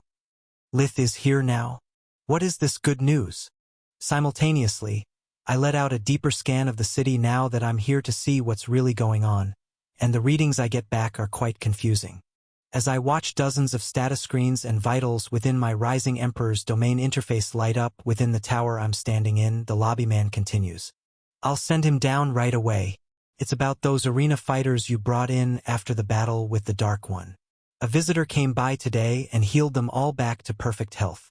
My curiosity grows as my enemy detection link shows me visuals of all of the members he speaks of, up and active, either training in private facilities within the tower, reading in the libraries, or eating in the dining halls. They're all full of energy and life, when not too long ago, they were barely opening their eyes for an hour a day. The methods Monk was using were working slow and steady, and with the increase in available chi he was able to farm while I was away at the B-class exams, I assumed the healing process to get a little bit faster, but a full recovery this quickly was not within my expectations. My senses permeate further throughout the city as the lobbyman contacts Lith, and the sensor on the elevator lights up to show it's in use. I instantly pinpoint the source of the three divine cores. They're underground, inside the Blackstone Pyramid. I can't sense fully inside, as the many layers of dense chi and hard black stone that reject taking in any energy make up the entire fortress. But I'm positive there is divine energy coming from it. Unauthorized use. This story is on Amazon without permission from the author. Report any sightings. It doesn't feel hostile, and my best guess is that this miraculous recovery of all of the arena fighters is definitely connected to this source of energy and the guest the lobbyman mentioned. However, before I can think too much on the fact, the elevator opens and Lith walks out with a smile across his face. "Jay, welcome back. What a coincidence you've shown up the day everyone was healed." I tighten my gaze even more as he approaches and reply, "I don't think this is a coincidence at all. Who healed the injured fighters? And how? We tried everything. Even Abby's magic didn't bring them back."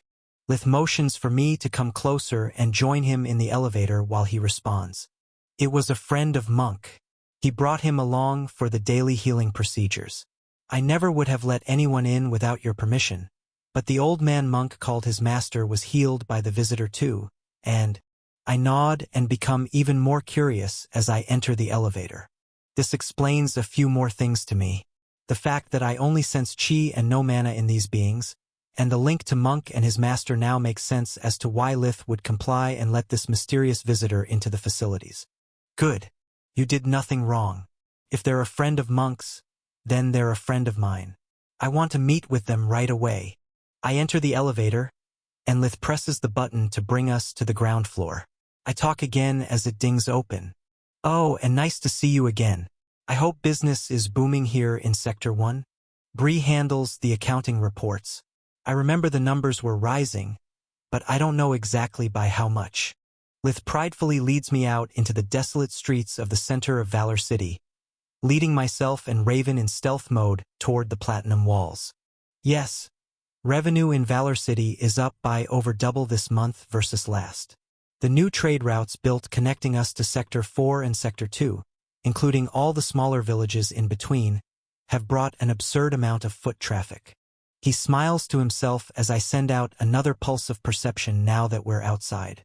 Even the lower trade cities, where more common products are sold, are benefiting greatly, as many traders and even tourists are coming over from Solara. At this rate, we'll need to expand the city soon. I smile back as we are let into the Platinum District by Litha's royal guards. Of course, say the word and I'll have as many builders here to begin whatever projects are necessary. We've just merged with the 8 great regions, after all. This traffic is just the start. I think a few dungeon hubs available to the public would make this place stand out even more. It'd stimulate the economy even further.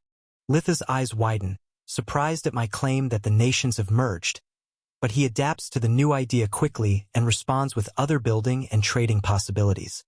He is originally from the 8 great regions after all and merely moved out here for fewer regulations and more opportunity to grow. Over the decades of trading experience, he's most likely adapted to all kinds of mayhem, so this is no different. By the time Monk's Black Pyramid comes into view, we've strategized and decided on a nationwide public auction business that he'd like to make known and travel from region to region, selling rare loot to the elites and businessmen of every new nation I create and expand to. He helps me, I help him. I own this entire dual nation, so every bronze spent, no matter where it is, will be taxed. Every business expansion, large or small, works out in my favor. Whatever Lith wants to do is fine by me. I have far bigger things to worry about right now. We stop in front of the rectangular opening of the black stone pyramid that I know so well. However, now, with the small amount of knowledge I have about this odd black stone material that makes it up, the entire structure is far more eerie to me. The fact that an entire booming city and economy was built around it, but the ones that live inside continue in their ways and don't conform with the ongoing world around them, makes me wonder if it's a deliberate reflection of the fact that Chi was always here, even before the mana and dungeons transformed this world. While my mind wanders, footsteps walk down the dark black hall. Yet, thanks to my Rising Emperor's domain interface, it's no surprise who shows their face once they walk out. It's Monk, wearing his signature orange robe, and showing me a thin smile matched with a calm white aura. He bows before me, and Monk speaks up once his eyes meet mine again. You've come back, and just in time. I take it this means you've sensed his return. I don't exactly know what to say back for a moment but nod and reply. Sure. I don't know what I've sensed, and if they're a friend of yours, consider them a friend of mine. I just know whoever is in your temple right now is extremely powerful, and I'd like to meet them and learn how exactly they healed all of our allies. Monk turns around and starts to walk into the dark black entrance hall. Of course, a meeting is already planned. He's been waiting for you after all. I follow close behind. However, Monk's next words make my eyes widen, and so many more questions spin through my mind. There was a message he wanted to tell you before you walked in. It's that Raven is welcome to join the meeting as well. Chapter 637.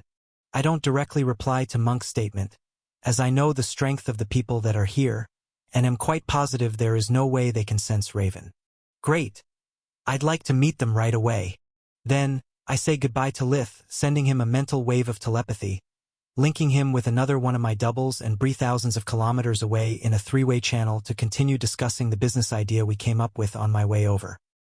He turns away with a smile while I follow Monk into his temple without commenting on the fact that whoever is here knows of Raven, and was expecting my arrival as well. As we walk into the black stone hallway, I feel the familiar sensation of my system and access to mana-based skills waver in and out of use. However, unlike the many times in the past when, once I got far enough inside, my system would go completely dark, the divine energy tethering to my being sets up a natural barrier between myself and the stone I walk on. I can feel it is not purely a sensory manifestation either, as Monk's attributes are all grayed out in my senses because he's touching the stone. Raven, who walks behind me completely in stealth mode, is also still connected to the system. It is a mystery to me if this is because of my purple barrier, my true core's strength to overpower the stone, some mutation in my abilities, or something completely different. The only thing that is at the forefront of my mind escapes my lips while Monk presses his hand against the closed entrance door at the end of the hall. Who exactly is it that I'm meeting? As the door opens after it blinks bright white with chi, and Monk leads us down the stairs into the main entrance hall of the temple, he responds. Our founder has returned, the saint, the one closest to the truth of the originators, he who taught us the ancient chi manipulation techniques. I raise an eyebrow at his words and reply back as we walk through the mildly crowded dining hall. Yes, I heard your leader was healed by the visitor as well. But who is he? Monk smiles as we turn a corner and begin walking down a familiar hall lined with doorways of training rooms, where he awakened my chi and where I trained many long hours with him. Abby and Maria during the time Valor City was still under the control of the Dark One. Yes, he was healed. But my master is not the founder. He is only the local master of this temple. It is quite an honor to see him in the flesh. Today was my first time seeing him. Many thought he was just another myth to keep us hopeful for the future, just like the originators themselves. But I always had faith and he is real. Now my curiosity grows even stronger. Whoever these divine core individuals are, they are connected to this temple, and their appearance here and now is surely correlated with the appearance of the Black Tower and the Abyss retracting. However, the last key piece of information isn't quite making sense. It's the mention of Raven's name. We walk further down the hall, and my perception of the 3 gravity wells gets closer. Yet it's still incredibly dampened by all of the dead space of the black walls, ceilings, and floors around me. Monk finally stops in front of a door, sends a pulse of chi into it to let it click open, then steps back and motions for me to walk through. I walk inside, and the training room looks exactly like any other. The large portion of open sparring space is empty, and the air is dense with chi. This story has been unlawfully obtained without the author's consent. Report any appearances on Amazon. However, to my left, in the area full of weapons, crates of materials, and a table to sit at in the resting area, I see an old man sitting behind it and 2 younger warriors at opposite ends sitting by his sides. Their bodies are completely covered in extremely dense white barriers of chi, and from deep within, I sense the faint glow of divine light seeping out from both of them, but not enough to emit a powerful aura on their surroundings. The old man's gaze locks with mine as I enter the room and the door behind me shuts. We don't say any words to each other for a few seconds, and I send out more and more pulses of perception at him to try and figure out what I'm looking at. The longer I stare, the less it makes sense. If my eyes weren't looking at the 3 men before me, I wouldn't have believed they were here. My system interface doesn't even pick up levels or any grayed-out readings at all. It's like they're unawakened, without a drop of mana in their bodies. Yet, the deeper I look into their beings, the odder it gets. They don't even seem to have bodies at all. Every fiber of their flesh and blood comes back to my mental readings as pure chi, tethered with divine energy floating out from their cores. It's similar to the technique that I've watched Monk and his master perform before. However, this is no greater form or system ability animating in front of me. It seems to be their actual bodies, or more like, lack of bodies. I stop my slow walk toward them once I'm just a few meters in front of the table and nod with my arms crossed. I hear you were already expecting me, so there's no need for a subtle introduction. Who are you and why are you here? The old man doesn't move his gaze from mine. However, the 2 orange-cored men look me up and down curiously with an air of innocence around them. He replies, and his tone is extremely soft, higher-pitched and calming. Not exactly what I expected to hear. My people refer to me as the saint, but that is merely a title, as your people call you the Flame Emperor. He pauses and finally takes his gaze away from mine and looks around the room. Is she here? Raven, I watched your battle very closely. It was quite a magnificent exchange. My eyes widen, but the old man continues to speak. Even if she hasn't made it here today, I'm glad she was able to fight again. I haven't seen her be so free-spirited in battle since the day she joined the Order. He smiles and looks up at the ceiling as if he's remembering something. I left the public eye many years ago, but it seemed like the light of hope was already beaten out of her. I'm glad someone relit that flame, allowing her to take a new path, and just as the throne showed itself again. Great timing indeed. I open my mouth to speak and raise a finger, but no words come out. He's just confirmed so many of my suspicions in less than a minute that there are hardly any more questions to ask. After a pause, I'm finally about to speak, but to my surprise, Raven materializes out of thin air beside me and beats me to it. It's you, the Order member that went dark just a couple of years after I joined. How did you know I was here? The moment she appears, an immense wave of yellow threads fills the room and begins tearing through the thick chi defenses of the three men before us. Raven isn't even in attack mode or releasing an exceptional amount of her aura, but I can tell if she's in such close proximity for many seconds longer they will be in fatal danger. I reflexively grab her wrist and mimic the purple barrier sharing technique I used on the Lich King when I wanted to mask his identity. The intensity in the room immediately stops heightening once every spare thread is pushed back into her body by the purple barrier. Yet there is already a large amount still contaminating the air. It's making the orange cores lightheaded, and a look of worry mixed with interest comes across the yellow-cored old man's face as I perform my next task, activating the innate properties of my True Core's absorption technique and the new ability I managed to steal from the Man of Threads in the Dark Forest. Tendrils of pure divine energy wrapped in dense mana come out from my body and fill the room to soak up all of the excess threads in a matter of seconds. The room falls silent once the crisis is averted, and the old man smiles as he replies. Incredible. Even now, touching the Type A Originator Stone, you're able to use mana with such ease. His wandering eyes come back to Raven. Then he speaks again. And Raven, it was merely an assumption that you would arrive. You have nothing to fear. I could not sense your presence. She takes a deep breath, and I feel her heartbeat slow back down as she gets out of an attack stance and stands up straight. Well, then good. I guess there wouldn't be a threat from you anyway. Our pact still stands. However, why have you returned? To take your chance at the throne too? Or have the big three sent you here to spy on us? Or, he cuts her off with a chuckle. I'm not even connected to the system. It would be impossible for me to walk through the doors. My dreams of claiming the throne were lost long ago, and my disdain for the big three has not wavered. I'm not your enemy or competition, just a helping hand to offer information to an ally in the next great war that is soon to begin. I take a step forward, now with all of the pieces of this puzzle starting to come together in my head. What information is so important that you've shown yourself now, after many decades of hiding? And what is it that you want in return? Chapter 638. What is it that I have to offer? The old man thinks to himself for a moment, then speaks again. I could offer many things. Our ancient techniques, allowing one to let go of their physical body and even separate from the system itself.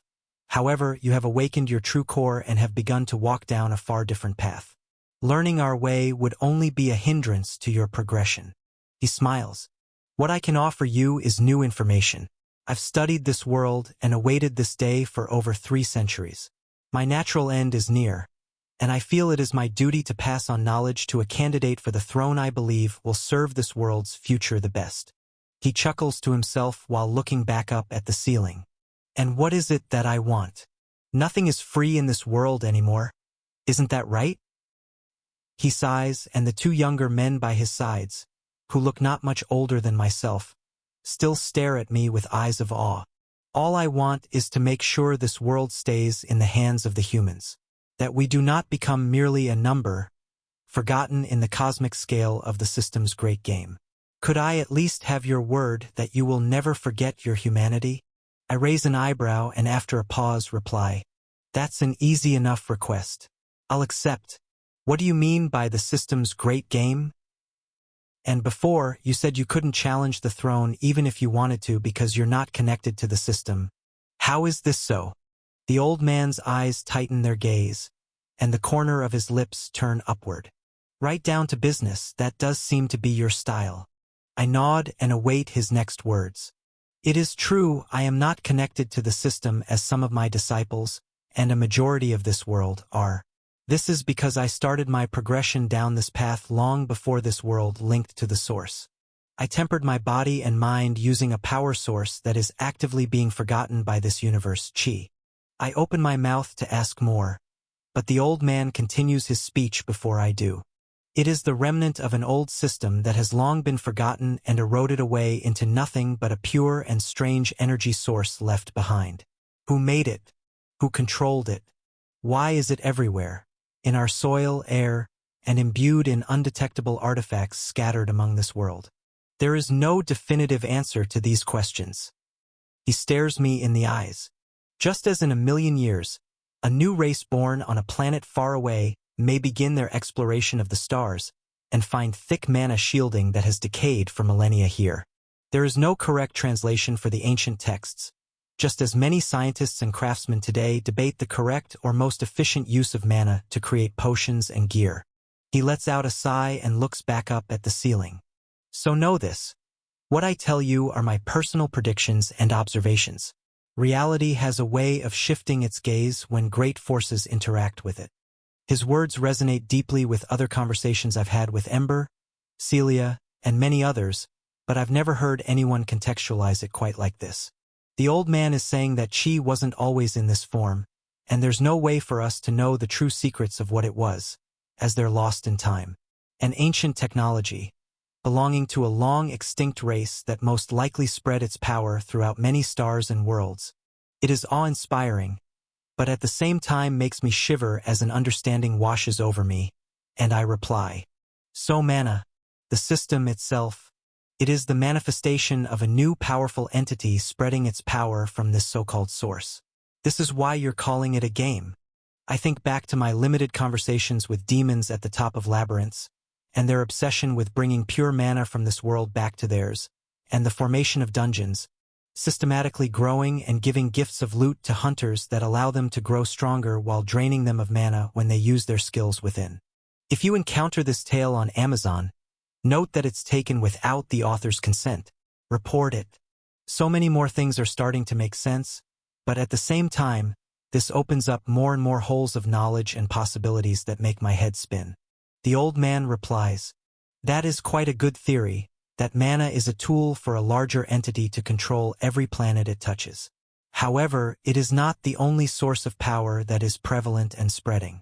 If anything, demonic energy is the prominent energy in the local system. Just like mana, it too can be mixed with chi to create a powerful soul energy. I was not aware of this fact until 30 years after the system connected to this world, and a demon arrived to plant the throne." Celia spoke of a similar thing happening on many other worlds, as demons would find a target, plant a seed, and slowly consume the world's energy until it was ready to awaken and be claimed. However, Raven's eyes widen at this statement, as apparently this is very new knowledge to her. She interjects, "A demon planted the throne? And you saw it? Do the other council members know of this fact?" The saint looks at Raven beside me and thinks for a moment before speaking again. "I don't know if they're aware of this fact, but considering their control over the labyrinths in Central, I can only assume they know far more about the demons than we do. If anything, they may know it is futile for them to face the demons in their current forms and have brokered a deal long ago to sacrifice this world in exchange for survival. It is one of the major reasons I wish to help the Flame Emperor now. I've watched many kingdoms rise and fall. His has been the fastest and most promising, and it is where I wish to make my final bet on humanity. I'm the one to interject next. Are you saying there are demons on this world who wield divine energy as well? Stronger than true cores?" He nods and turns to me. "On this world? I'm not so sure, but waiting for their time to arrive once the throne awakens? I'm certain of it. The throne itself is a Type C originator artifact. It holds divine power, so it would make sense if they too wield this power. I reply, remembering at the start of our conversation when he mentioned something similar to this as well. What is a Type C originator artifact? And earlier you mentioned that it was impressive for me to be using mana while in contact with this temple? What does this all mean? Both of the orange-cored men sitting on the opposite ends of the table lean in as they're incredibly interested once I bring this question up. The saint smiles at their curiosity and replies, "A great question. We've been studying this phenomenon very closely the last few years. I'll give my disciples a chance to speak. Please, tell our guests our recent findings." As the old man stops talking, the two men to his sides both perk up, and the one to his right speaks in a clear and confident tone. Type A originator stone is what we are standing in right now, the most prominent type of ancient material found on this world. It stores chi, can be used to craft interesting structures and perform simple tasks like the moving doors in this fortress. And most interesting of all, it completely negates pure mana and shuts off the system itself when physical contact is made. The saint nods and turns to his other disciple, and he speaks in a younger-sounding voice, excited to add to the conversation. Type B originator artifacts are far more rare. We only found small traces of it while inside a demonic rift one time. It works almost the opposite as Type A, storing pure chi in the same capacity, but negating the use of demonic energy entirely. The old man nods and finishes the explanations. Type C is what we call any originator artifacts that react with divine energy in any way. Every time we've come in contact with them, we have never had a single study match results. It is rather unpredictable. No two Type C artifacts are the same. Some absorb divine threads, others act as a barrier, some are unaffected, while others grow or shrink. Some serve a purpose and become complex machines, or even become living entities once exposed. The strength of the divine energy certainly plays a role in the reaction as well. Red, orange, yellow, there is always a different result. The only true definition I can give for this is strange. As he describes this artifact type, my mind wanders back to the black seeds I found within Celia's construct, and the fact that they only reacted to my divine energy. The definition of strange is very fitting. I don't reply just yet, and let the old man finish. The throne itself is one of these Type C artifacts. Over the years, I've tried to study it many times, but something always makes me forget what I've learned or why I've even forgotten it. The closer to the throne I travel each time, the more bewildered I become once I leave. The only notes I've ever managed to take down were from the day I watched the demon place it on this world. It was that despite the throne's black appearance, deep within it, the energy it stored was made of a shimmering silver light. The room goes silent as everyone is momentarily stumped by this conclusion, but my thoughts race. Divine silver light.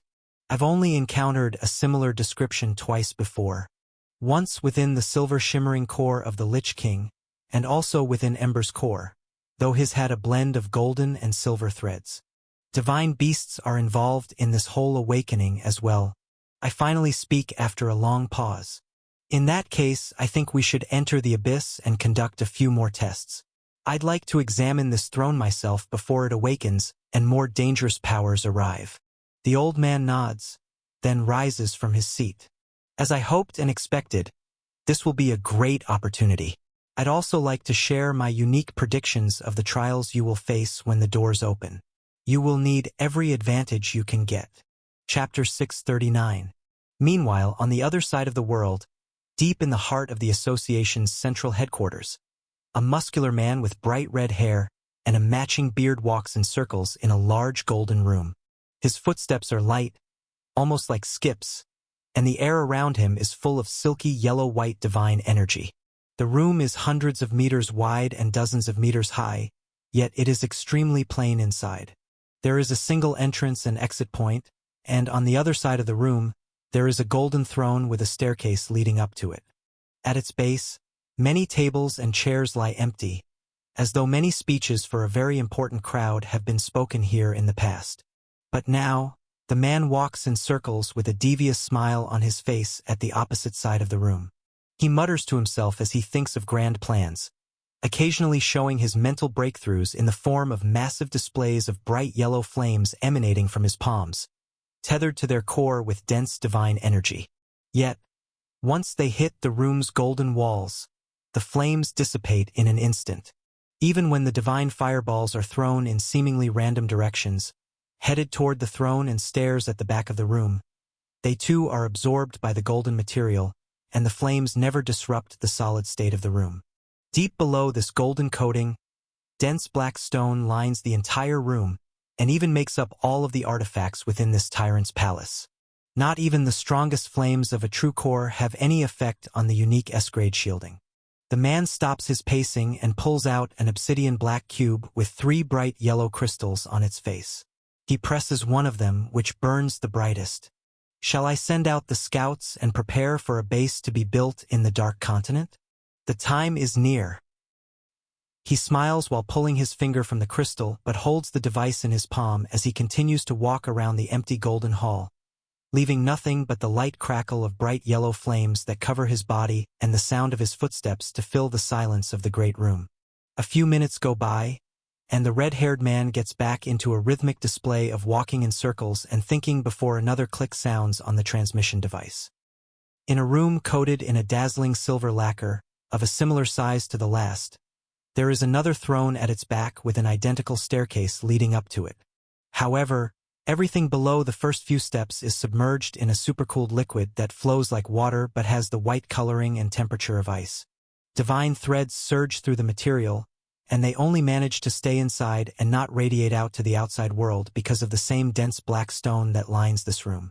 Atop the throne, swirling the pool of divine energy beneath her, a woman sits with white hair buzz cut extremely short, and a muscular build that still holds the mystique of feminine curves. She wears nothing but a skin-tight glossy black material that covers portions of her body. It wriggles and moves to randomly expose areas of her striated muscles, feeding off the true core's excess divine power. It appears to be alive, made of originator stone, draining her divine core's essence as it wraps around her chest, legs, and shoulder to cover her vitals like armor. The woman's white eyes stare at the black device on the arm of her throne that blares out the sound of the red-haired man's question. Taken from Royal Road, this narrative should be reported if found on Amazon. She lets out a sigh and raises a finger in the air, and the immense pool of white liquid ice swirls faster and faster at the base of the room until it all flows back into her finger, disappearing as if it was never there. Her eyes pulse bright white a few times. Then she answers the call. Redgrave, this world will be ours. There is no reason for us to rush the process now, especially as the abyss has not yet revealed the number of doors that will open. The white-eyed woman stands from her throne and looks at the shut door at the back of her room. Then, stretches her arms and puts on a smile as she realizes Redgrave isn't serious about his words and plays along. Then again, after Mr. Freeman's death, the 8 great regions must be in chaos by now. Maybe if we showed up now and cleared out those settlers with our presence alone, it would be doing them a favor. The black tendrils of originator artifact that slither around her muscular body pulse with a yellow light, matching the excitement that builds up in her core, but a well-spoken, calm, and collected voice echoes through the transmission device, making her wandering thoughts cease. Both of you must have patience. There is a 9.93% chance that arriving 5 days early to the throne will result in an unnecessary fight breaking out among us. I advise we wait approximately 126 hours before arriving to limit our chances of fighting below 0.1%. In a plain room, less than a quarter the size of the silver or gold, with nothing but a simple table and chair at its back facing the door, a man with pale skin, a jet-black suit, and thin-framed glasses sits. The room itself is lined with the same unbreakable black shielding, yet the man inside doesn't test its limits. He has refused to coat it with an aesthetic wall covering like the other two as it is not necessary for its efficiency. He stares down at a complicated system interface while pressing the small yellow crystal on the transmission device again. In addition to this fact, there are approximately 61.89 million citizens that reside in the 8 great regions and Dark Continent combined. If we arrive too early, our workers for the New World will be injured or even killed. We must conceal our presence until the doors reveal themselves. He takes his finger off the device and goes back to staring at a fast-moving blue text interface in the dark black room. Redgrave's flames fill his room again as he makes his voice sound impatient, but he smiles ear to ear, caring little about waiting a few more days. Come on, Beckman. What's a few million lives matter if we've already brokered half the new world away in your deal with the demons? Elara speaks up next, almost instantly after Redgrave's remark, as she begins walking down the steps of her throne to stretch her legs. It's been decades since you made that deal anyway, Beckman. I'm in the mood for a good fight. What if we just battle them for control? All three of us have become far stronger since that meeting. What's the worst that could happen if we broke the contract? She grins too, riling the meticulous man up for a bit of fun. He replies after tapping away at his system interface in his dark lair for about a full minute before replying. It is our best course of action to honor the deal. Even now, if all three of us in our current forms were to face the demon we met years ago, there would only be a 21.75% chance of our victory, and that would incur a minimum of 1 casualty between the three of us. It is not the optimal path to take moving forward. If we... Redgrave yells back through the transmission device, cutting him off from rambling endless numbers. Yeah, this again, I know. It was a joke. A joke, Beckman. Elara's chuckle sounds out through the transmission device before she adds to the conversation further. Thank you for your analysis, Beckman. I too was just having a bit of fun.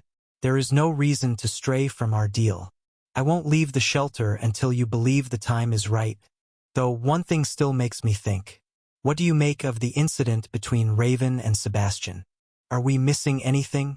Did she really kill the threat that ended Mr. Freeman?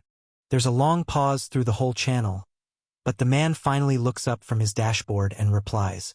There is a 95.68% chance that Raven has allowed them to live and aligned herself with the threat she was tasked to eliminate. Her death after the initial clash was certain. Cause of death would be divine energy poisoning, without a doubt.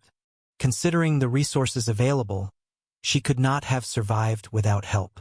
There is a 0.04% chance the threat she let survive would be strong enough to injure any of us if that is the display of their total power. The man taps away at his interface, and numbers continue to pile up before his unchanging gaze. After another moment of silence, the man speaks again. Redgrave, sending out a few scouts would be a great use of resources. Have a survey of the 8 great regions, the Dark Continent, and Raven's base conducted. If this Flame Emperor is a bigger threat than we initially anticipated, it would be best to nip things in the bud, even if the chances are minuscule. Anything that changes the odds of our ideal outcome must be eliminated. Chapter 640. As multiple A-class scouts are tasked with stealth missions across the world to survey the lands of 3 nations they believe to be in turmoil, the meeting in Monk's Temple beneath Valor City continues. While a quick history lesson on the old man's origins and his thoughts on the global economy shifting from education, natural resources, and real estate to dungeon diving and energy gathering is interesting, I'm more focused on the urgent future. These trials you speak of.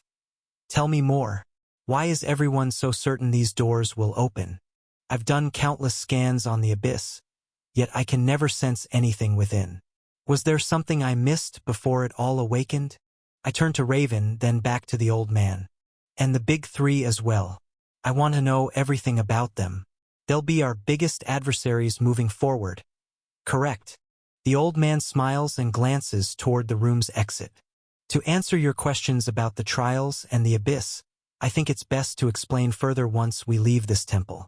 I can't use my mana equipment to show you the necessary data in here. As for the big 3, he turns to Raven, and she responds to my second question. I know I haven't told you much, but that's because it's all I know. I've only met each of them a handful of times in my decades with the Order. I can give you physical descriptions and list the powers I'm aware of, but they stay in their fortresses in Central to contain their power from the outside world. Even as a true core, the few minutes I've spent in their presence made it feel like my mind and body were about to split in two. They're on another level. I mull over her words as we conclude the meeting and leave the underground fortress together. Raven provides vague descriptions of the big 3. She is most detailed about Redgraves, as during her early days with the association, once she gained enough trust to become an A-class hunter, he was the one who gave her private training in the Great Central Labyrinth, helping her surpass level 10,000. Other than Raven herself, the only 3 hunters on the planet above that rank are the Big Three. Alara is another member she has encountered only a few times, but her aura alone made it impossible for Raven to remain nearby for more than a few seconds at a time. Any region Alara touches turns to ice. The Saint interjects, recalling that back when he was active in the Order, before Raven joined, Alara possessed a Type-C originator artifact used during battle. He mentions it was potent for both offense and defense, but he's only seen crystal footage of this feat, which is now archived after the First Great War. Neither the Saint nor Raven have much to share on Beckman.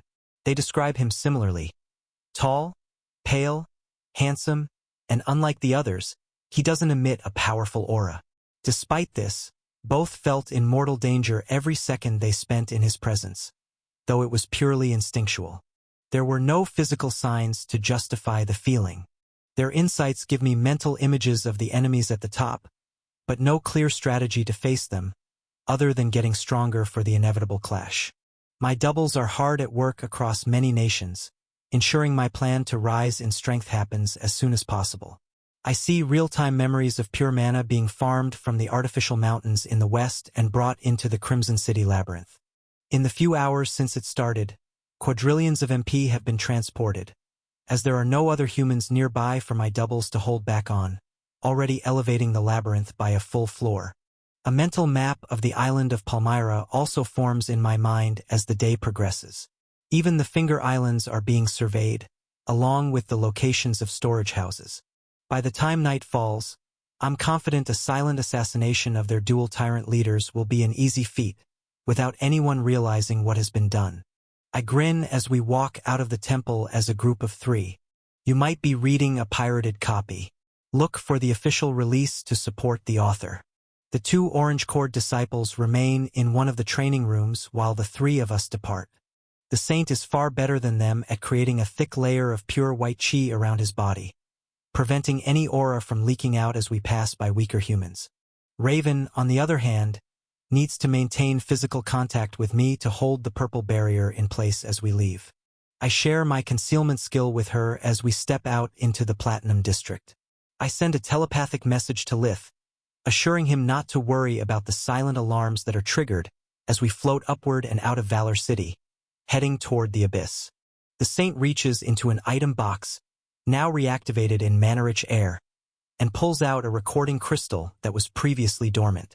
To answer your question about how and why we're certain the doors will open, this is why. The crystal shows an old recording of a large black slab of stone in a dark room. Surrounding it are dozens of humans with bright red, orange, and yellow cores in their chests.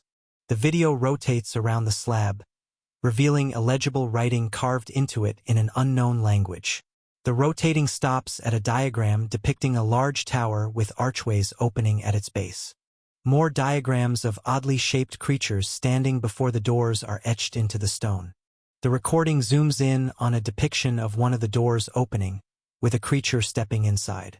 The image freezes for a few seconds, then cuts to a new scene of ancient writing, impossible to read. The Saint allows the video to continue, showing different stone slabs and artifacts, with far fewer people in these recordings, as there are only texts, no images.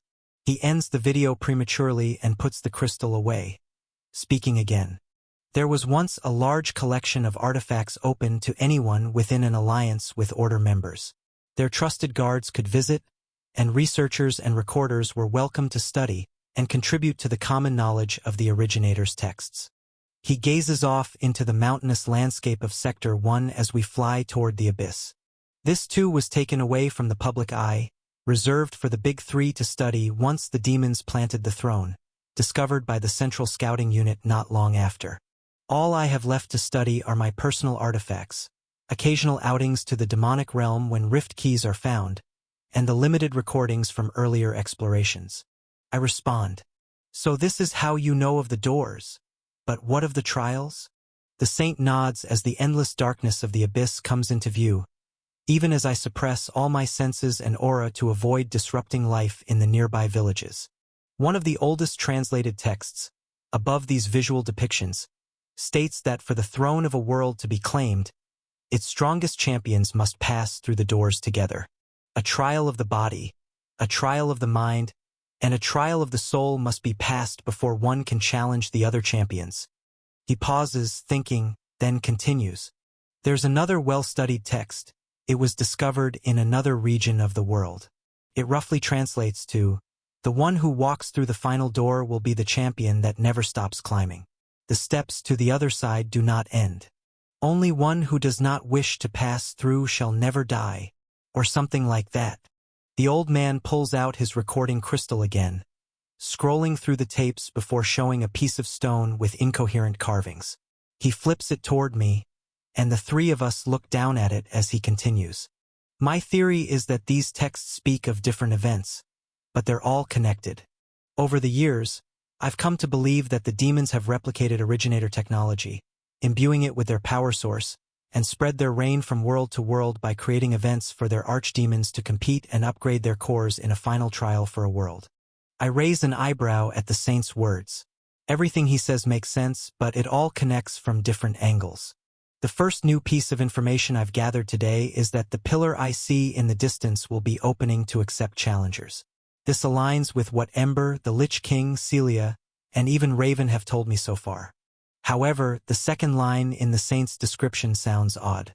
The talk of immortality in these ancient texts doesn't quite fit with the facts I've heard from the true immortals or those closer to the source.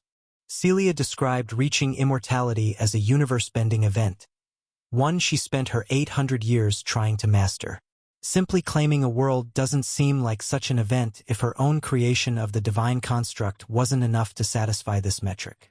Ember's old descriptions of this feat to an immortal core also seem far off.